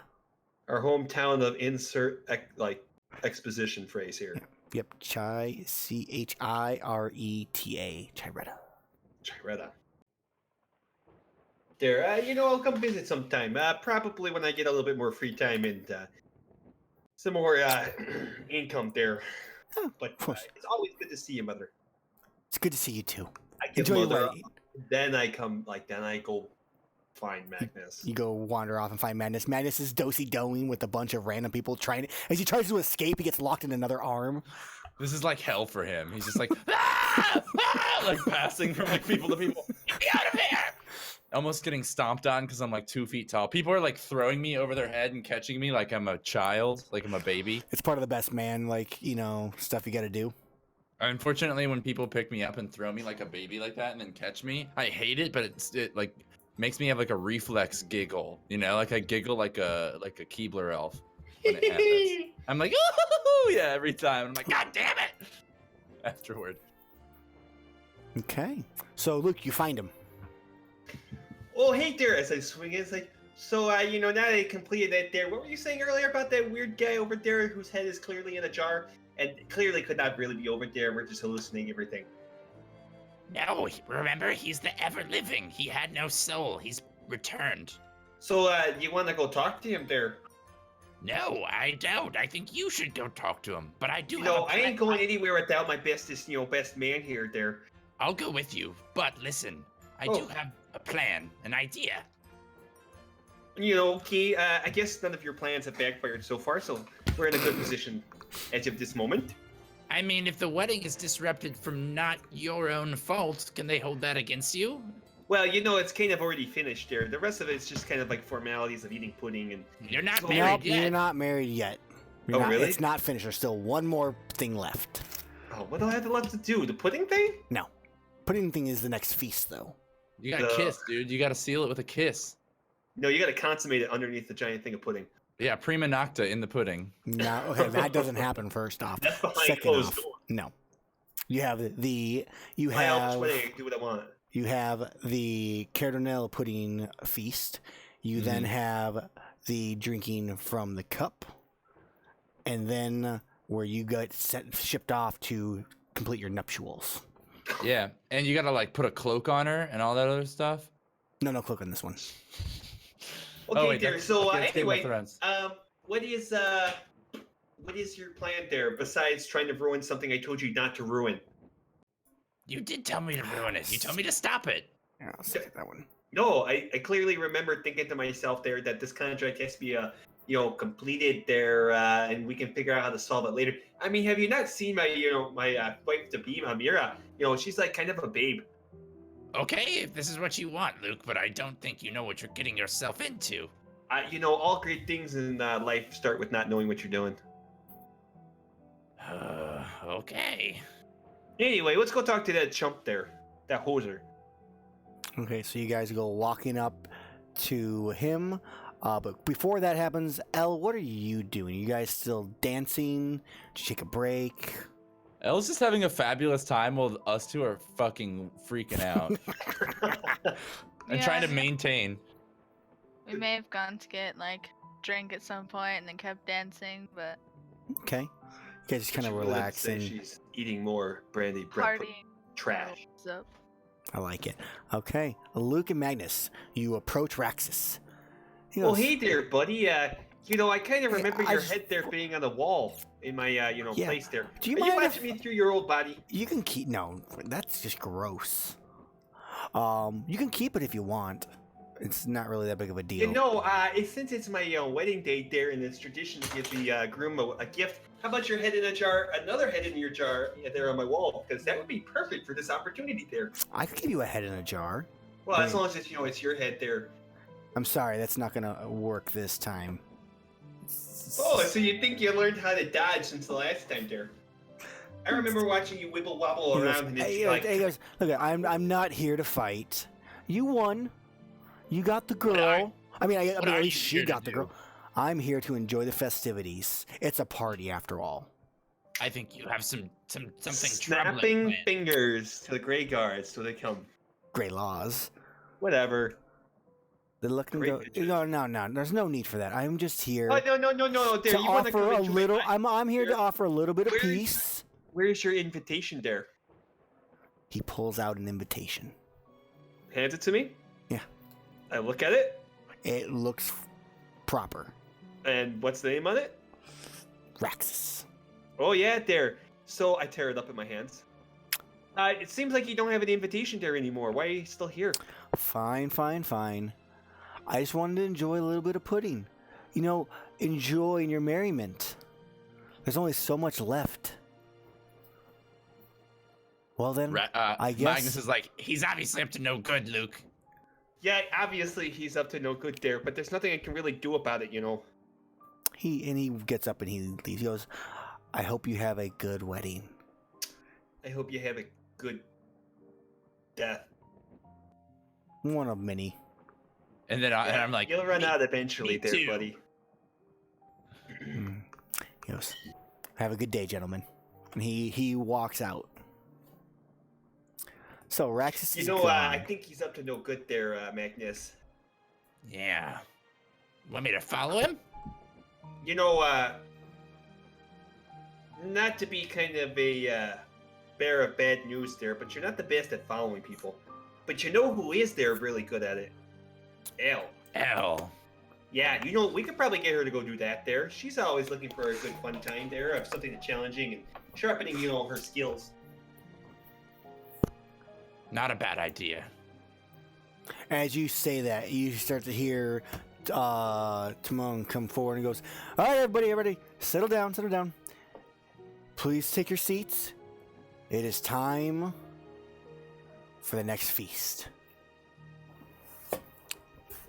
Okay, intermission's over. We're eating more pudding. No, so in this case, I kind of stole this one a little bit from Charlie because of his semi-suggestion last time. In walks, like from kind of over, not in walks, but a massive 6-foot diameter animated table comes floating in that has a 3-foot tall, grandiose cake-like dessert. It is under the cake though is a bowl that seems to be used for collecting something. Obviously, Luke, you're completely recognized this with no issue whatsoever. The dessert itself is has a outer chocolate shell, and in the shell has almost like wide spoon, like the ends of a spoon, like waffle cones dug into this shell. There's also strawberries and a few other things in there. And there's a little itty bitty smaller one that's got about a 6-inch diameter little plate that comes floating and stops at your table. And as expected of you, Luke, and Amara, you both reach and you snap one of the cones, and as you do, golden caramel pudding comes flowing out and into the bowl. It like rolls down fountains. It does. And then at that same point, everybody starts to line up for It's the like massive one. It's like a pudding volcano. I imagine like bards like burst into song as it explodes and everyone cheers. That's exactly how it goes. Oh, by the way, I just want to have an inner thought to Luke. This is the best day of his life because he does have so much pudding.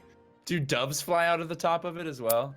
Once, not out of Luke's, because Luke's is a small one, but out of the one is everybody kind of goes forward, everybody kind of grabs one that can reach one, and you hear this loud like crack at the same time. Pudding just pours out, and you just watch as it's not birds, but it's like magical feathers just come flocking out and fly away. That's awesome. So there's like one on every table.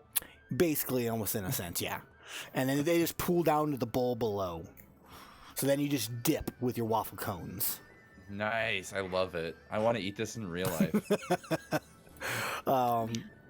Yes. So during this time, everybody eats and as it fills their merriment, when Luke, you feel a tap on your shoulder. There's a man. He has black hair. It's very short.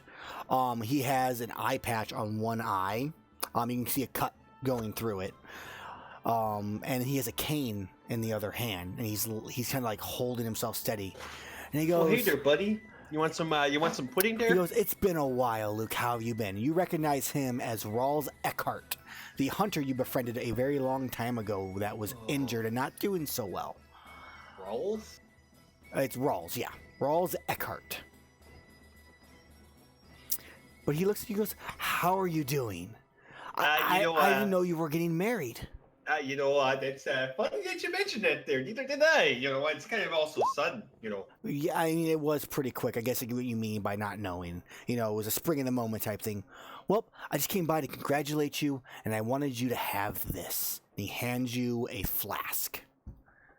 Ooh. Oh, hey there. This is kind of like you shouldn't have there. It's fine. I used it during my adventuring days. I used it all the time. If you're ever feeling a little low, a little weak, take a swig. It's so nice of you to give me, some liquid courage, but Oh, no, nothing like that. He goes, if you're feeling weak, just take a drink. I remember you telling me stories about this back there in the day. You don't actually have to give this to me. No. Like you're not. I have no use for it anymore. It doesn't help with what I have. He goes, I'm an old man. I'm old. Sure, there. If I've drank it enough times to know. He goes, but I want you to have it. This is kind of like the best wedding gift that I could possibly have gotten there. Appreciate it. Glad to hear that. You have a good wedding. I'll be around if you want to talk. And he kind of like hobbles off with his cane. You have been given a flask of healing. So as an action, you can drink from this flask and it will heal you for 1d4 hit points. There are 4 charges on it that recharge at sunrise. 1d4 recharges at sunrise. Cool. Mm-hmm. Yeah, that's my magical item list. I will add it at the end. Cool. Then I think we have the same couple things happen. Elle, you and Valna, I'm assuming, are sharing your pudding back and forth and whatnot and having a grand old time when another, a beautiful human woman, blonde hair, comes walking up and she looks at you and she goes, "Hi, how are you doing?" As she kind of like tries pushing Volna out of the way a little bit. I'm doing quite well. How are you? I'm doing good. I couldn't help but notice you on the dance floor. You were amazing. Oh, And thank you. You just see Volna right behind her, just starting to get, like, her face is starting to turn red from anger. Ooh. And she's looking, she goes, "Yes. So, are you from around here? I don't think I've ever seen you before." I happen to be currently residing in Whiteborough. Oh, excellent. So you're new. I would say so, yes. Okay. If you don't mind me being a little forward, where are you located at? She kind of like hands. Do I want to say the Shadowguard? It's up to you.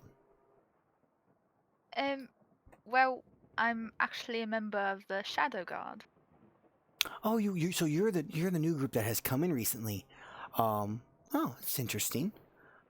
Do you have any stories? And at this point, I think Valna just shoves her out of the way. She just throws her to the ground. She goes, "What? How dare you? I was speaking to her. Is she your friend?" I never met her that I know of. Not Valna. The girl is speaking to you about Valna. Oh. I would call her a friend, yes. You would call me just a friend? Well, no. More than a friend. Oh, you two are... okay, she just kind of gets up and walks away. Like, if you want, give me a quick investigation check. Oh, my character. Yeah, you probably haven't done that for a bit. Okay. I gotta see what it is. 12. Okay. You recognize a sigil on like a little small, like almost like a purse, basically. You've never seen it before, but you're able to remember what it looks like.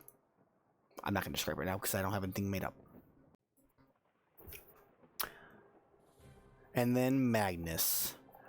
Magnus, you're sitting there, best man table, when you kind of feel this loud, like you feel like a little bit of a crash at your table, and you hear, "Oh, elves, halflings, they don't know how to party." You know what I mean? As he kind of nudges you, as this dwarf man, brown, long beard, it's braided in two different spots. And looks at you, and goes, "This isn't a party.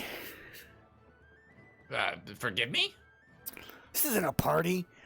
Pudding, more pudding, dainty little vows. Dwarves know how to throw a party."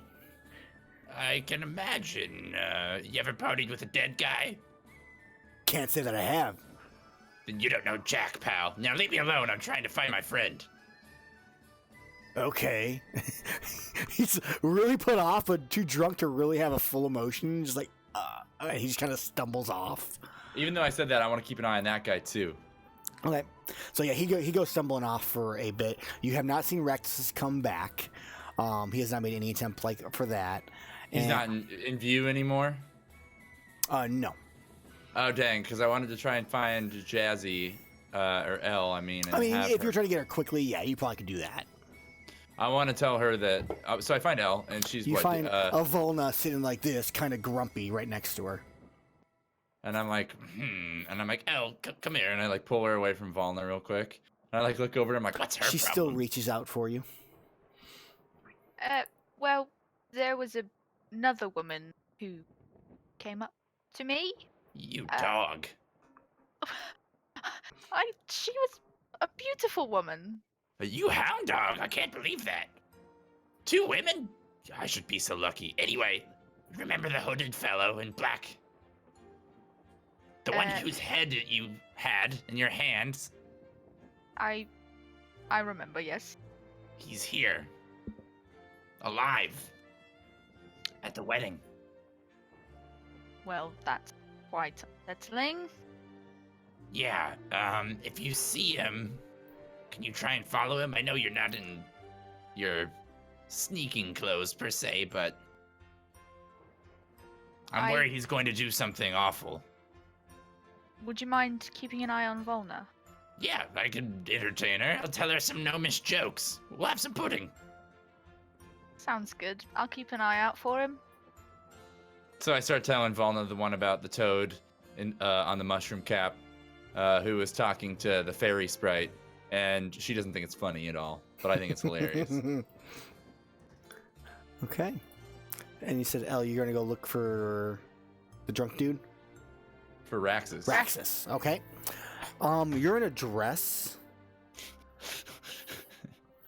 So I feel like since you're like, are you going to look around the outskirts of the party? Where are you going? I think it's a more important question. Yeah, I feel like he might not be just chilling in the middle of the dance floor or anything. So, around the party. Okay. Why don't you go in and give me a stealth roll? See how easily you are to mingle with the crowd and go unnoticed. Which this is your arena. Outside of your massive combat skills, this is your other arena.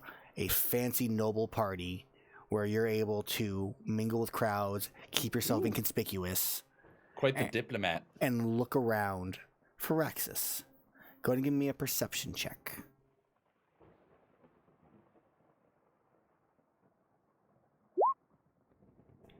As you look around, you think you see a couple people that look like him, and you approach them, and as you do, you kind of like turn them around, and it doesn't. I mean, besides the black hair that's a little shaggy, it doesn't look like him at all.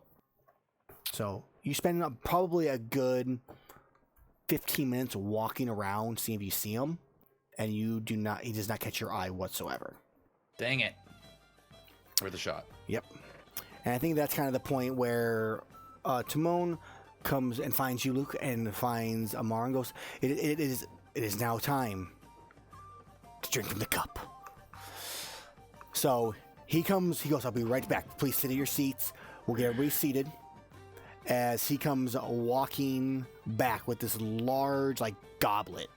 It's encrusted in jewels. It's gold from what you can tell. This is just too loud and bothering me right now. We're going to go back to this music. And he sits down at the table. He looks at you both and goes, you have become one in life, yet you are not one in death. Drink from this chalice. Allow Seranus to bless your marriage, become one for all eternity. But before that, it's yay big. So he looks, goes, does anybody have anything to say before the ritual is complete? He looks around. Okay. I even know about the whole, No. like... No. Yeah, okay. You know nothing about it. Okay, so he hands it to you first, Luke. When you look at it, it looks to be like water. Potion of Giant's Growth. You are now as tall as an elf. Awesome. No, not really. I drink the whole thing at once. No, so you take your drink. It has a very crisp taste to it. You feel like you almost get like a hint of honey in it. And he takes the cup from you, hands it over to Amara. And she kind of looks at you a little warily, Luke. Almost like, are you sure?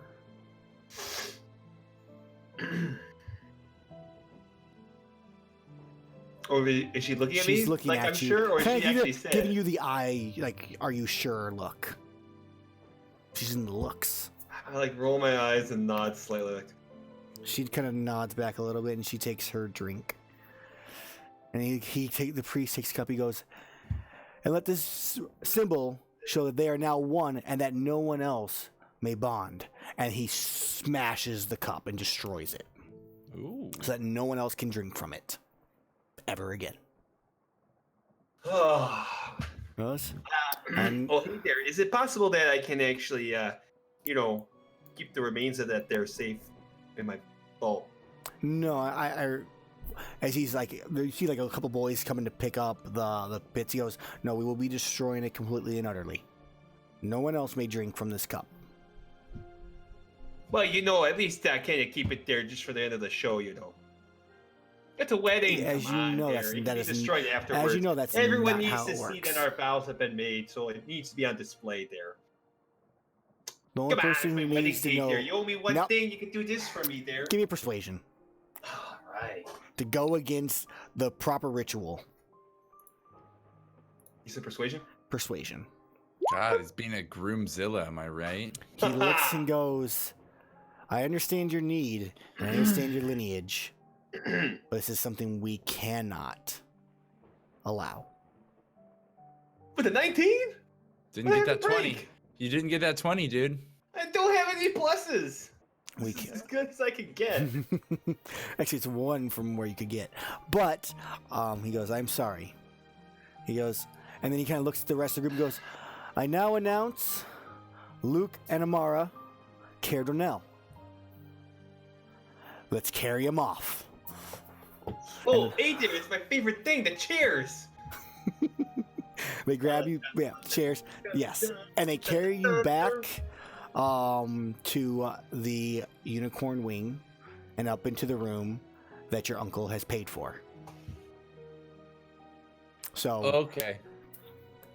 the rest of the party, there's another feast that goes on with like normal food that's not pudding for everybody else to eat and all that type of stuff. And there's more festivities goes on throughout the entire night. I think Volna at one point comes to you a little bit later when you come back, Elle, and just like, I'm sorry I acted that way. Just So- the way she was speaking to you. It's okay. I'm yours and you are mine. She just smiles, gives you a kiss on the cheek. Aw. As Magnus, what are you doing? I would like to step away from sight, cast a spell on myself to look like an employee or an official, Okay. and scoop up the remains of the cup like I'm supposed to, and act like I'm supposed to. Okay, so I feel like if you left then came back, someone might notice you leaving, which isn't a big deal, and come back as a different person. I mean, how far would I really have to go? Can I just like, I step mean, into a shrubbery and like basically- step out the other side? I mean, I was considering just like leaving, going to one of the, like the buildings that are on the outskirts that no one's really in, and they're just poofing back. It's an hour duration, so yeah, you're fine. You kind of do that. You just got you know what? Roll me a stealth because you're disguising yourself as someone, correct? Or you Right. just so Not as like I'm gonna same have clothing, slightly different face. yeah, like my face mostly. You know what I mean? Yeah, But okay. like the uniform of whoever is supposed to be officiating or picking up this. Sure. Okay. So you are able to do that. Sweet. Any no checks then? Nah, I feel like with this casting the spell, there's no real need. You can do it Okay. easily enough. So I feel like another young like employee in the same uniform comes up and starts making, well, that's my job. I'm like, get the hell out of here! And I just, like, it's keep Otto. Otto, get the hell out of here! And I just like keep scooping it up. How does he know my name? As he walks away. So you scoop it up. And I'm gonna leave with it, you know, just as soon as again as I'm out of kind of view, and I'm gonna just slide it into a pouch, in my belt pouch. Okay. I feel like give me a stealth roll on that because you're now walking out. Who knows if you're going the correct like way? Right. Yeah. Oi. Okay. I mean, at least no one mentions anything right then and there. Okay. So So someone's like, "Where are you going that way? You're supposed to go that way." And I'm like, "Oh, all right." I go that basically. way. but yeah, Okay. no one really makes too much of a notice with it. Sweet. Pretty drunk. Yeah, I think then Luke and Amara, you are inside the inn. She looks at you and goes, "Can't believe we actually did that." Ah, well, there is kind of I didn't really have a choice there. So anyway. I know what you mean. Hmm? I know what you mean. Oh yeah.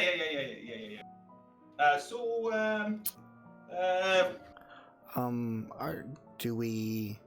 No. No. I think that's best. I mean, honestly, really- I think that's best.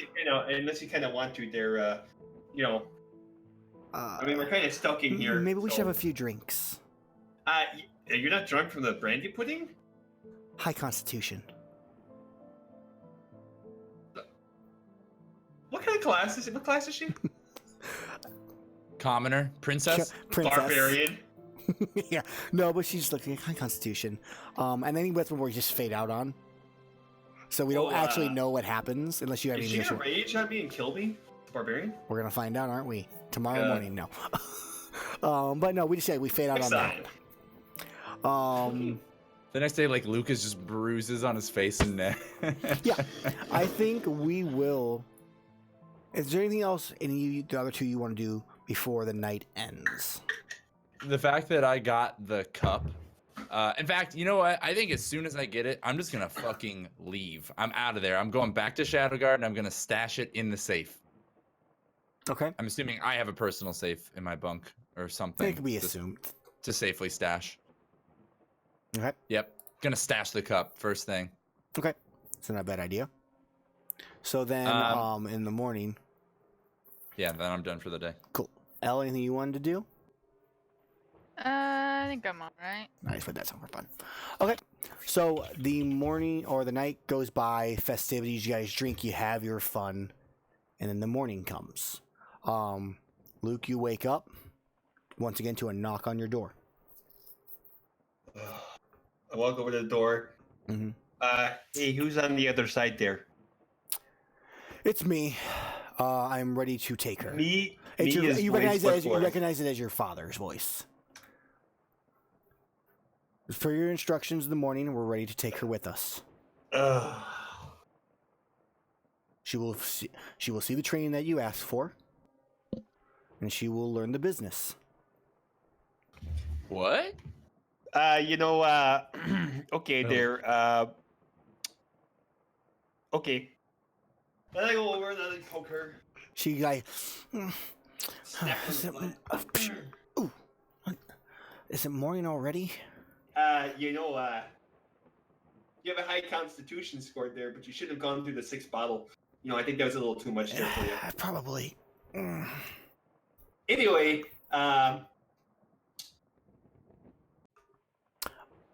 What? As I open the door and start leaving. You got it from here, Pops. You're the man. He goes, we'll return her once her training's complete or whatever else you request in the future. Just let us know. She goes, listen, I'm proud that you chose an elf. Well, hey there, I'm proud she's part of the business, Neil. Goes, Thanks, Dad. good luck in your adventures. Absolutely. He Remember the pudding? He holds his hands out to like shake your hand. I shake his hand. Like, you're a man now. And he walks out. Ooh, you can quit the Shadowguard. You got his approval. Hell yeah! I don't Like, need to be a fucking Shadowguard go! anymore. I got my father's approval. Right. My quest is complete. It's all Gain done. self-esteem. Okay. Yep. So, Luke, I'm assuming you head back to Shadowguard HQ at some point. Oh yeah, absolutely. I think Volna is downstairs. Maybe you might also still be downstairs, Magnus. I'm in my room. Okay. But I've left instructions with Theron to send Luke to me. When Okay. He comes back. So yeah, you two are eating breakfast as you watch Luke come in, and he goes, "Oh, Master Luke." Oh, hey there, Theron. How's it going? It's going quite well.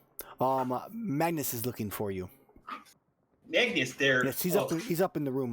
Let me tell you there. I don't know, Elle, if you wish to go with.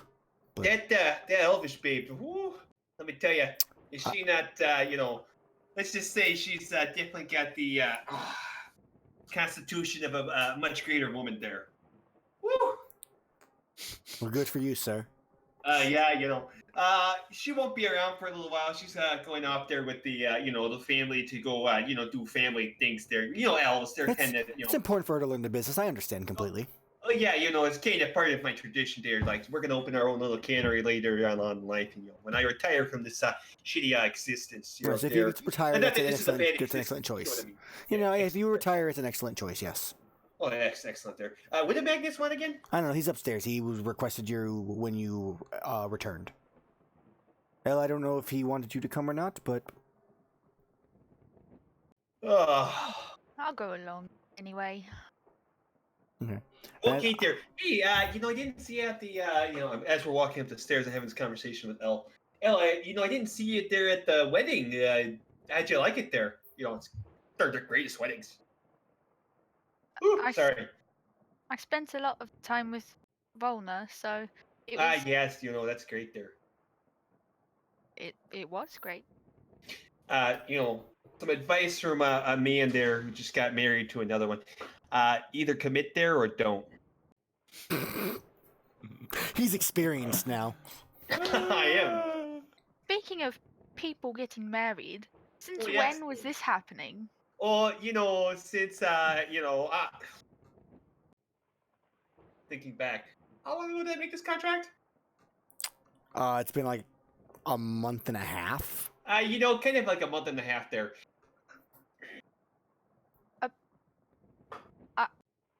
What? Yeah, about a month and a half. Love at first sight. It's kind of like you can't. Who else do you think helped me carry you back there to the town after you kind of felt there to those things? So, you met I mean, have you her- not seen her? She's totally jacked, man. She could totally make that carry, no problem. So you met her while you were in the Shadowguard. I kind of met her and then I dragged her, dragged her all the way to, yeah, you know how it works there. Can You enjoy I the roll pudding there, Al. perception? It'd be insight. Whatever. But I'm gonna give L advantage on this one for specific lies and things that were mentioned during the wedding. But would you give me a deception, Luke? What lies that were mentioned during the wedding? Not by me. Well, this is a lie because of what was mentioned during the wedding. Oh, okay. So deception for Luke and advantage on insight check for L. Just barely. L, I don't you're, think he deserves that advantage. L, you realize that during the Amara's vow, she mentioned that she was hidden and basically kept her love a secret for years. When he just said he met her for about a month and a half ago. That's not the question she asked. She didn't ask when I met him. She asked when it all started. No, we're not pulling strings. Oh, I am. I definitely am. But during the vows, she said years. She definitely mentioned years. Yeah, it's kind of funny there because, our love has been so intense for so long there. It seems like years, but, I'm just kind of like, how to say, like not being around me for so long feels like years. You know how it is. Aren't they It's at my like when, door yet? Yeah, It's they're like, basically like at the door. You hear this conversation right outside the door. So as I put both my arms on her hands, it's like with you and Valna. like you and Valna. No, like when you're apart, it feels like such a long time period. That's what you're really feeling there. It just feels so long that but whatever. You understand. You're hearing it just muffle from the outside, Magnus. Being a woman, knocking on door with the other hand, and I'm holding her hand like boom, boom, boom. Magnus comes and pushes the door open. You guys see me in my room with goggles on and an apron and big leather gloves. Oh, hey there! What's going on, my best man there? Hey, come on in here. You had Come something in. you gotta show me, right? Come in. And when you come in, you just see Raxus's chopped up body, slightly, just not reassembled, but put in the right order on my bed. And it's turning green. Question here for you. And smells terrible. Yes? Why is he on your? Where have you been sleeping if he's been on your bed? Well, so then you notice a little blanket on the floor next to my bed where it looks like I've been sleeping. And then on my desk, I have beakers bubbling, different liquids and so forth. Why didn't you just assemble them on the floor instead of? Never mind. What'd you have to say? Yeah, well, before I was right in the middle of an experiment. Just one moment. I take some long pincers, right? Okay. And I tear a flap of flesh off of his dead body, and turn around and walk over to the beakers and drop it in the beaker, and it just shoots a puff of smoke out of the top. Yeah. And I'm like, damn it, nothing. And then I turn off the Bunsen burner or put out the candle or whatever. And I turn and see Luke and Elle. Is Valna here, by the way? No, Valna stayed downstairs. Okay, so I tell them, please close the door. So I turn to Luke and I'm like, So, do you regret it yet? There's no regrets there to be had there. Nothing bad there. She's over with the family, now that she's actually technically part of the family. Doing all the things that we do secretly behind closed doors. Huh, okay. And now tell me this, what's her last name? I wasn't able to catch it. That's a great question there. I didn't actually pay attention. I was too busy eating pudding. Dawnwing. okay. I'm gonna be I like, think what do it you? was like morning wing, dawn wing, something like that. There. It's now care to know. I'm like, and what do you know about her family? What's to know? She's a total babe there.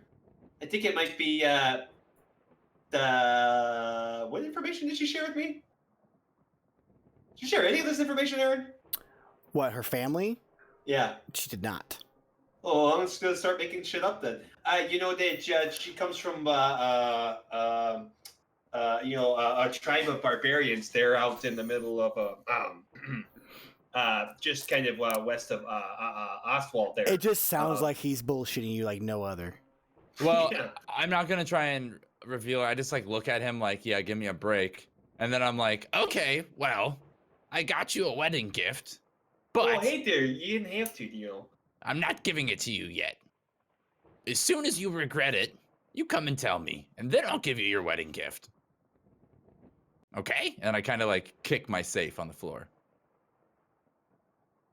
Sound good, Luke? If that's what I think it is there, You don't know what it is. no, that's why I'm kind of trying to get some information with the positive questioning, There's no reason to be rude about it, Just let me know when you regret it, and I'll give you your wedding gift, okay? Okay there. But what did you want to show us? It's the least I could do. I owe you one. And then I turn and look at Elle, and I'm like, after you made that shady deal to save our lives, and we're forced to get married. I kind of trusted you there to not tell that And then I'm like, how many more favors do you owe? as I like. Before that, what, Elle, do you say anything? Yeah. What?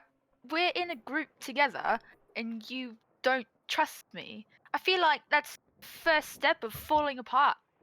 Don't take it personally there, but through my travels here, I've learned not to trust anybody. But I you were still like bringing you us. guys. You went through that trouble to bring us back to life. Yet you don't trust us enough to tell us how you did it. Of course, there. It's family. You guys are like family to me, but that doesn't mean that you have to trust your own family. I care about your health and well-being, but Well, I think you owe Elle an apology. For what exactly there? And me. For saving your lives there, dragging you back to we're town. grateful. We're grateful for that part, for being a little liar. Who's being? I think you're just all getting a little bent out of proportions here. Let's Luke, get back to the task at the hand there. Just say sorry, damn it, so we can help you. I'm sure. I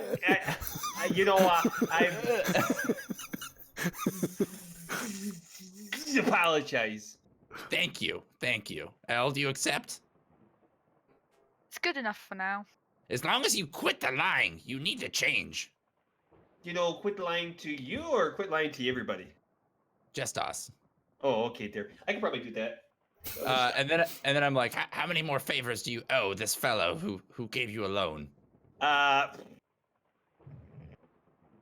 Technically, I think I owe 4. So I'm gonna turn to Elle and be like, well, he did say sorry, and he got himself in this stupid mess because we died. And we're alive for it, so don't you think we should help him? I guess. They're just gonna get worse and worse. I have a feeling. Most likely. We can talk more about what to do about it later, but if there's some way to cut your deal prematurely, we might do that. Like you said, first we need a copy of your contract, Luke. Yeah, I just gotta ask the guy there, is it just hot in here or is it just me there? Well, yeah, it gets hot when you get caught in a lie. I think this is the first time this has ever happened to me there. Well, Magnus is like, anyway, I know you're happy about this woman in your life, but it's going to turn out badly, and I'm just waiting.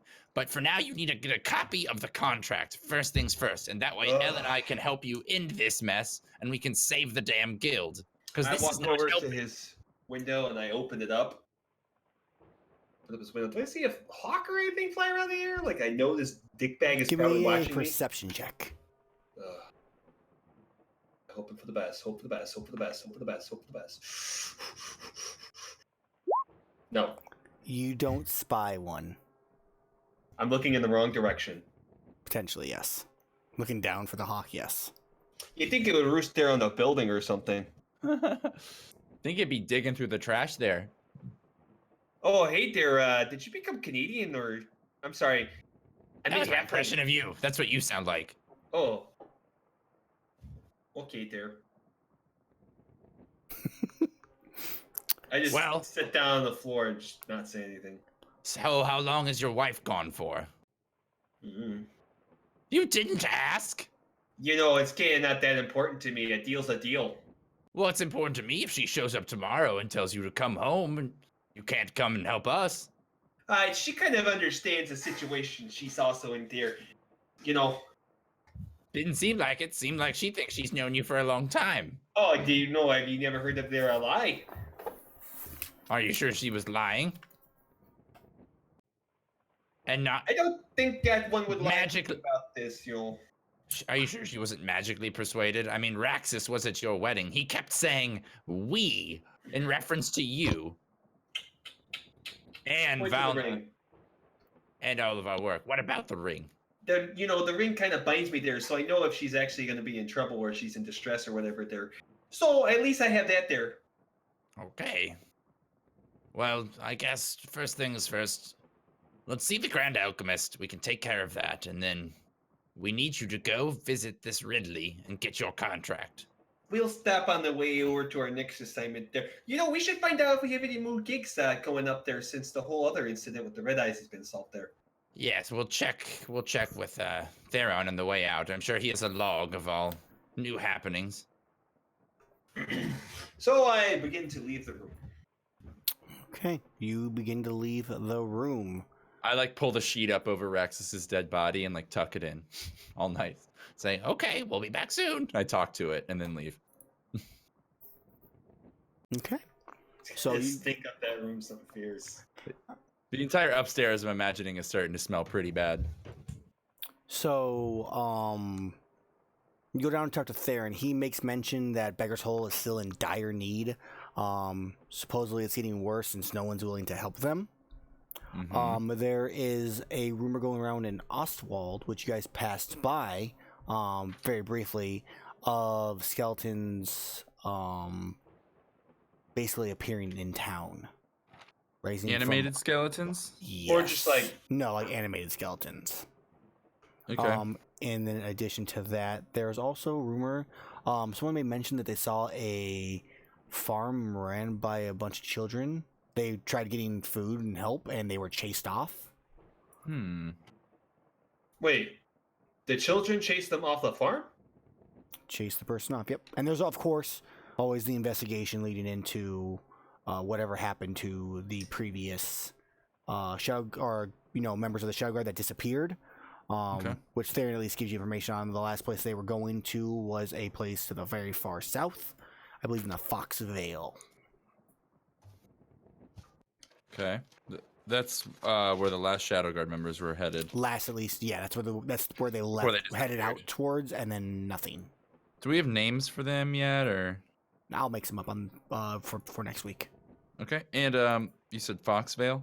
Yep, the Fox Vale, which is the bottom part of the map. Okay. And so, also, there was no word from Eric Clawhill, the mortician at the Whiteborough Morgue, on any strange bodies or occurrences? Nothing Anything sort of- strange going on in Whiteborough. say. No, Okay. he has heard of. And the Shin has not returned, which is the mercenary that is looking for Osgood. Right. The Red Sun's mercenary. Okay, well, on our way to do all the other crap. I mean, I figure we'll probably, I don't know if we're about to end. If we do it next time, I kind of want wanted to do the alchemist stuff, and then we'll probably end it. Okay. Well, on the way, I just want to stop by the morgue. Okay. Again. Just say hi to Eric Clawhill. And just throw him another 5 gold pieces, just to keep him in my pocket, you know. Yeah. Okay, so you do that. Okay. He appreciates it. Thank you. If I see anything, I will let you know as soon as I can. All right. I can't do math. 38 GP remaining. I'm getting poor. I hate to break it to you, but you also cut a deal with her that you're giving her your portion of the money. Who? He's giving Valna. You're giving her part of his portion. Me? You made that that agreement, deal. yeah. I don't remember making that deal. I'll give you half of my gold upon return. Okay, I'll do that. We were in the well. We can go back through the VOD to confirm, but I'm pretty sure he's right too. Okay, that's fine. I mean, I have gold. I don't mind spending it. Yeah. I'm poor. I told her I'd give her half the payment, I think, for the quest, right? Have your payment. Yeah, yes. for the Grand Alchemist quest, not half Yeah, of my yeah. gold. Right. Half of the payment, whatever you get from that. Yeah, yeah, that's fine. Okay. So you head towards the castle. Is there no music going on? Yeah, there's No, there's not. I'll turn some back on. We're going to go back to the proper setting of this game. There we go. Okay. So you head to... Actually, we'll go back to Cherry. It's still Cherry right now. You head towards Cathra Irongull. She is in the castle of Whiteborough.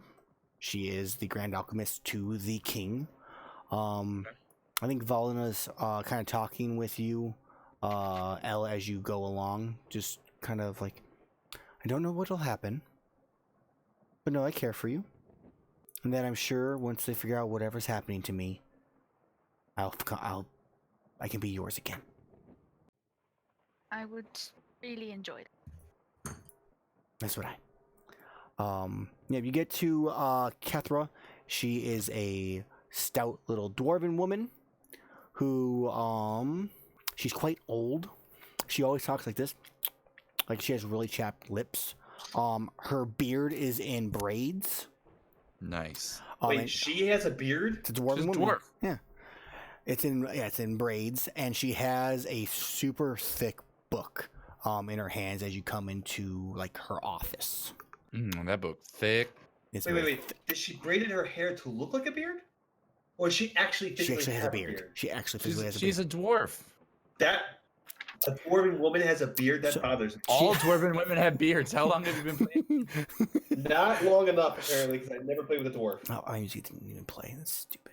All dwarven women have beards. They even say it in Lord of the Rings. So she comes in. She goes, "Oh, welcome. Shadowguard, correct?" And they have informed me this is the girl. Yes, my name is Magnus Marigold Munch, at your service. Fascinating. And I take a deep bow. She like it completely ignores you and starts walking towards the girl, kind of looking at her. Almost like walks in a circle, like studying her. Like, huh? Quite rude, really, but yes, this is her. Yes. Introduce A yourself. half elf. She looks. My name is Valna. It's a pleasure to meet you. She kind of bows. I hope you can tell me what's going on with me. And she looks like, yes, I'm quite sure we should be able to do that. Luke, I did not realize that you were here. Well, hey, dear. I actually meant to find you at your wedding, but it got so busy, and I might have had a little bit too much of the brandy pudding. Don't worry about it. There's good pudding, isn't it? Well, I'll handle it in the end. Okay, if you want, you can come with me, and she kind of starts to direct Valna to the back. As she gets towards like a door in the back room, she turns and looks at UL and just kind of whispers like mouse and I love you. Creepy. And then not No, it's sweet. yeah. And then kind of Alright. like good. Go. I do the same. Oh, I didn't have the webcam up. Okay. Like And then the door closes behind. You guys are alone in Cathra's office for about 5 minutes. Do you do anything during that time? I take a careful look at her desk, where everything is placed. Okay. Is there book? I start thumbing through any open books, which I will return to the exact page I was on, the I just exact wanna look- position. I want to look at the bookshelves, see if any titles stick out. Don't give me investigation, man. There's a lot of books in this office. Okay. There's about 4 or 5 bookshelves that will go from floor to ceiling.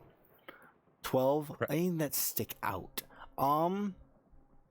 Anything on vampires, There undead? are plenty. Yeah, you see a few that are on vampires. Hold on a half a second.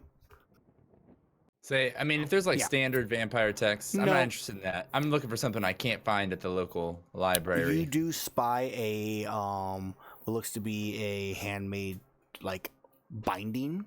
I mean, you pull it out and look at it. You can look through the pages.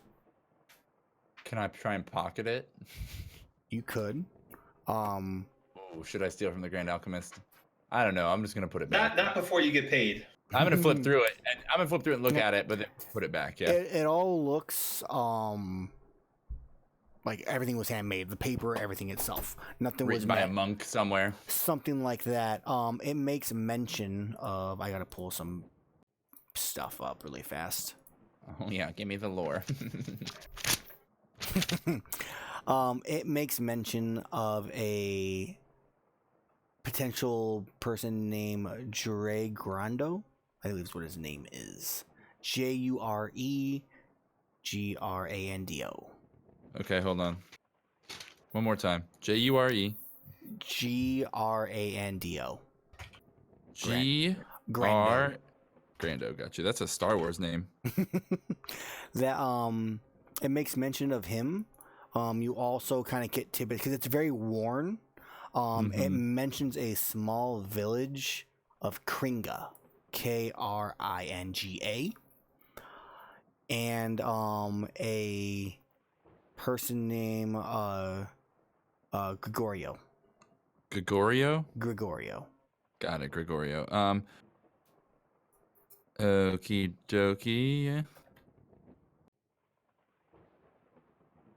Any more context to what those things are? Like, At a quick glance, you do catch the word vampire here and there within it, and you catch a very ancient word that maybe you only recognize. It's written in not necromancer, not the language of the necromancer, but language of the undead, okay. Basically.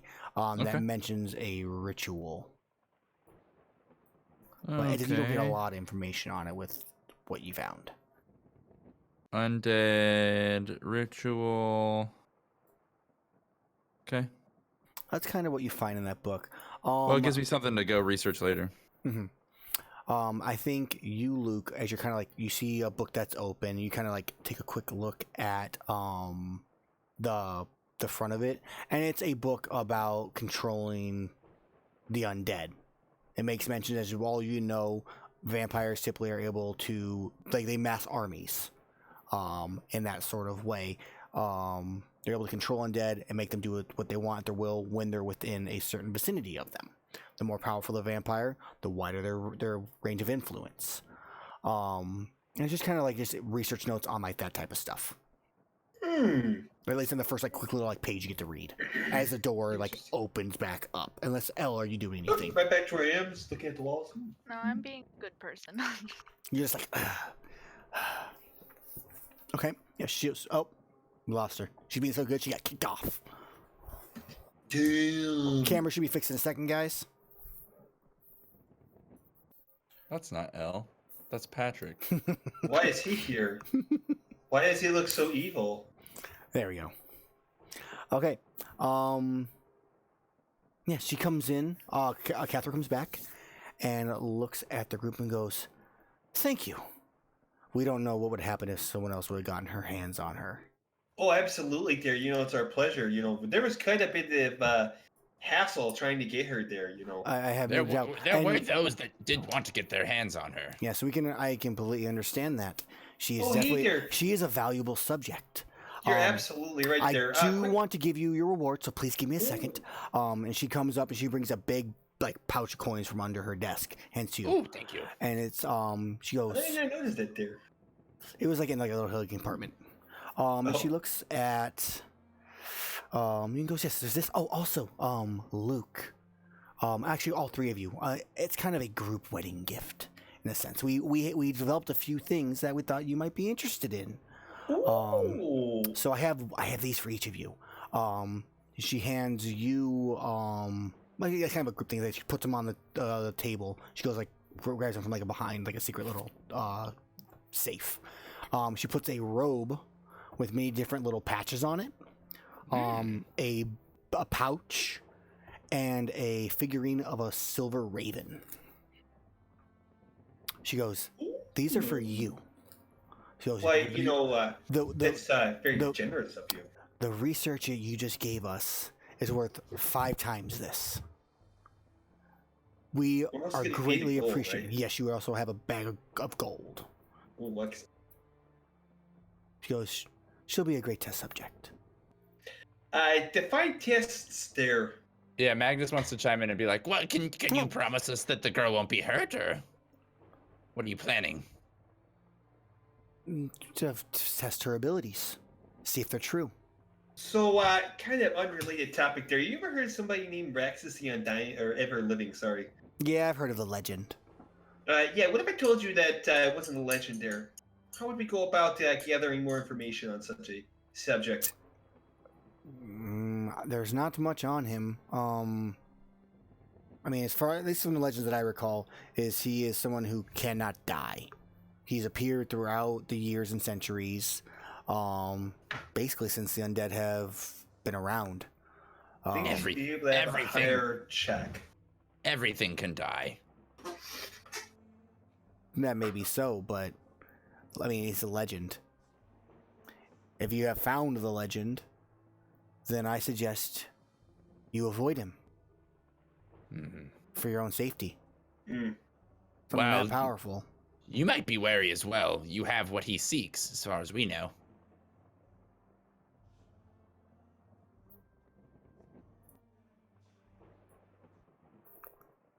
oh, can you guys hear me? Yep. Okay, yeah. Oh, no, we So can. she's. Probably. I'm just thinking. Repeat it really quick once again. Magnus says, Well, you may want to be careful as well. Now that the girl is in your possession, you have what Raxus seeks, or at least what he was seeking. He said he is giving up on that, but I wouldn't believe a word of it. He's still after it. I appreciate the warning. Just be careful.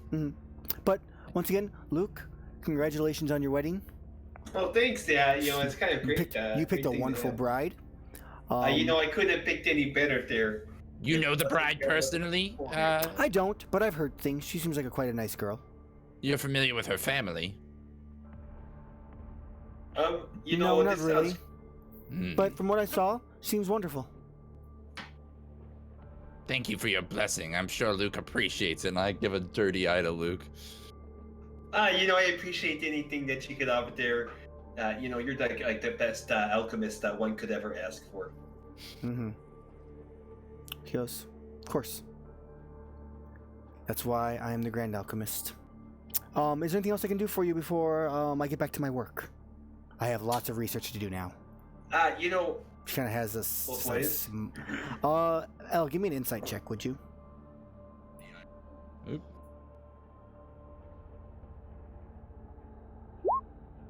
Elle, you notice a slight smirk on her face as she says that. Maybe And a she little, says what? a little devilish delight. And she says she has much more research to do now. Oh, okay. You get a very uneasy feeling.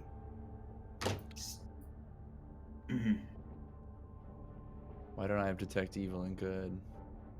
I'd like to lean into the Grand Alchemist, not knowing this information. Mm-hmm. Oh, hey there. So my companion here, Elle, she kind of has grown a fancy towards this lady there. Is there any chance you can have hours to come and visit, you know, her No. friend there? It is quite too dangerous for that. We don't know what her abilities are. We don't know what she can do. That's not something we can risk. You know, we kind of been hanging out with her for a while. I mean, like, I'm sure, understand. like, I mean, the ability to see her every so often wouldn't be hard. You know, if something with your great power and, you know, like knowledge would obviously know like how to handle any situation. I mean, if we end up unless running you're into telling me issues, you're not if the we end up running Grand issues, Alchemist and there. excuse me, I'm just saying, like, you should have all I the think it abilities. is time for you to and- leave. You didn't even let me try to like bluff her into it. You bitch. You're not stealing her Mag- research subject. Magnus like Oh pulls no on no, his I'm cloak. saying I get it, chance but- to visit. You know, like. And then you I'll think insulted of the her. word later. So it's done. No, I'm just trying to imply that she's so great that it wouldn't matter if she visited or not. So Magnus, what were you You gonna take say? it the wrong way. Huh? Were you gonna say something before? I was just gonna say Magnus starts to pull his cloak on and be like, Come on, Luke. There's not much we can do. Okay, there. Take the gold. Let's go. Thank you for your service. Drag the bag of loot out. You drag the bag of loot out, and that is where, as like the door closes, you just hear that. Oh, go ahead. I stay behind Okay. just a tad bit. Okay. And I go up to her face. Mm-hmm. I say, if you hurt her or put her in harm's way, I will do the same to you. I find that quite unlikely. But maybe if, things aren't going well for us, maybe her seeing you could be useful.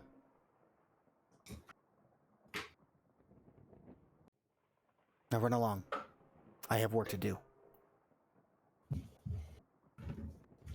Guess Go I on. leave. And it's Can't that. trust anyone. As Elle rejoins us, Magnus is kind of like, Come on now. We'll try and visit in a week or so. See how she's doing. Speaking of a week or so, that's about how long it's going to take us to get up to Beggar's Hold. So maybe we should depart sooner rather than later there. It's like a 2-day journey to Beggar's Hole. You can probably get to Beggar's Hole and come back. Yeah, and I have some shopping. I need to get something crafted for myself. What were you looking to craft there? A bandolier across my chest for when we travel. For what exactly? I'm going to... Well, I have an idea. Oh, I'm gonna- here, let's as I put my arm around, let's discuss your project that you have here there. Maybe I can help you out there. It might be... I am one of the best craftsmen in the area, as we have. Yes, and it might behoove you to make one for yourself as well. We'll talk at length. Oh, yes, indeed. Absolutely, there. Of course. and in fact, I'm gonna slip him a little drawing. I'm assuming Magnus made a little sketch That's fair enough. with some instructions on how it's supposed to fit. Okay. So, loot-wise, you guys are going to have a long rest before this all ends. You have obtained a robe of many items. Ooh. A- I'm gonna snatch that. Useful items, sorry, not many items. Useful is the proper term for it. Wait, what? It's a robe of Robe of useful useful items. It's the same. Anyone opposed to me taking that? Zero objections. Okay. I also have already rolled a bunch of the stuff on it, so I will send you the list of the extra bonus stuff you get with it. Sweet. You have been given a bag of holding Ooh, something I could definitely use. and Yeah, I'll let Luke take that. a figurine of a wondrous power, which is the Silver Raven, which Ooh. you can activate. It becomes a raven for up to 12 hours. Once it's been used, it can't be used again for 2 days until 2 days have passed. While in raven form, the figurine allows you to cast the animal messenger spell on it at will. How fast can a raven fly in 12 hours? The entire length of the continent? It's an astral. This is an astral raven, so A raven has a fly speed of 50 feet. it's pretty good. Damn fast. Hey, if we cast an expeditious thing, it can get a little farther. For one of the hours, but yes. Yeah, that's an Um, extra, Experience-wise, give me a second here, and I will get you guys your experience. Wait, how much was in the bag of gold? 5,000 gold. Ooh, buddy. Hey, and guess what? She got taken away before you had to split your loot. That's 1,665 gold per person. Do you Can we guys just round give up to any to 1,500 the each? guild bank? Let's take What's that? 1,500 each, and then give the rest to the guild bank. How much did I say it was again? So it's 500 to the guild bank. It'd be 1,500 for each. Okay, gotcha. All right, guild bank gets 500 more. I will mark that right now. I assume I'm going to stow 1,000 of that in my safe. I'm gonna put that on the bio page, my treasure section. 1,000 GP in safe. Okay. In bunkhouse safe 10. I feel slightly wealthier now. Shadowguard HQ. Man, I should have just done this mission by myself, then revived your dead bodies. You wouldn't have had to do this mission if you hadn't revived our dead. Oh well, I guess the alchemist one you would have, yeah. Yeah, I could have just done this mission by myself, and then Done it. Okay. I would have known the payout was do that. And of course, the other item we need to know, Aaron, is the experience. Yep. You each get, for completing the Girl with the Power quest and the Luke Cardinal wedding, you each get 967 experience. 967 experience. I actually said that's the right number of people. I'm gonna double check that and make sure I didn't screw up. Wow. One more time. 2,651. Wait, We're so what? close to What? leveling, oh, that's where you guys. guys are at. Wait, So close. 1684. What did you say? How much do we get? Okay, did I do that right? No, yeah, that's the correct yeah, I one. know it's fine. It's good enough. 2652. 967 experience each. Can't believe my wedding awarded so much experience. Yeah, 2,651 total. Mm-hmm. 50 XP short of fucking level 4. Can we just go kill somebody real quick and then get that experience?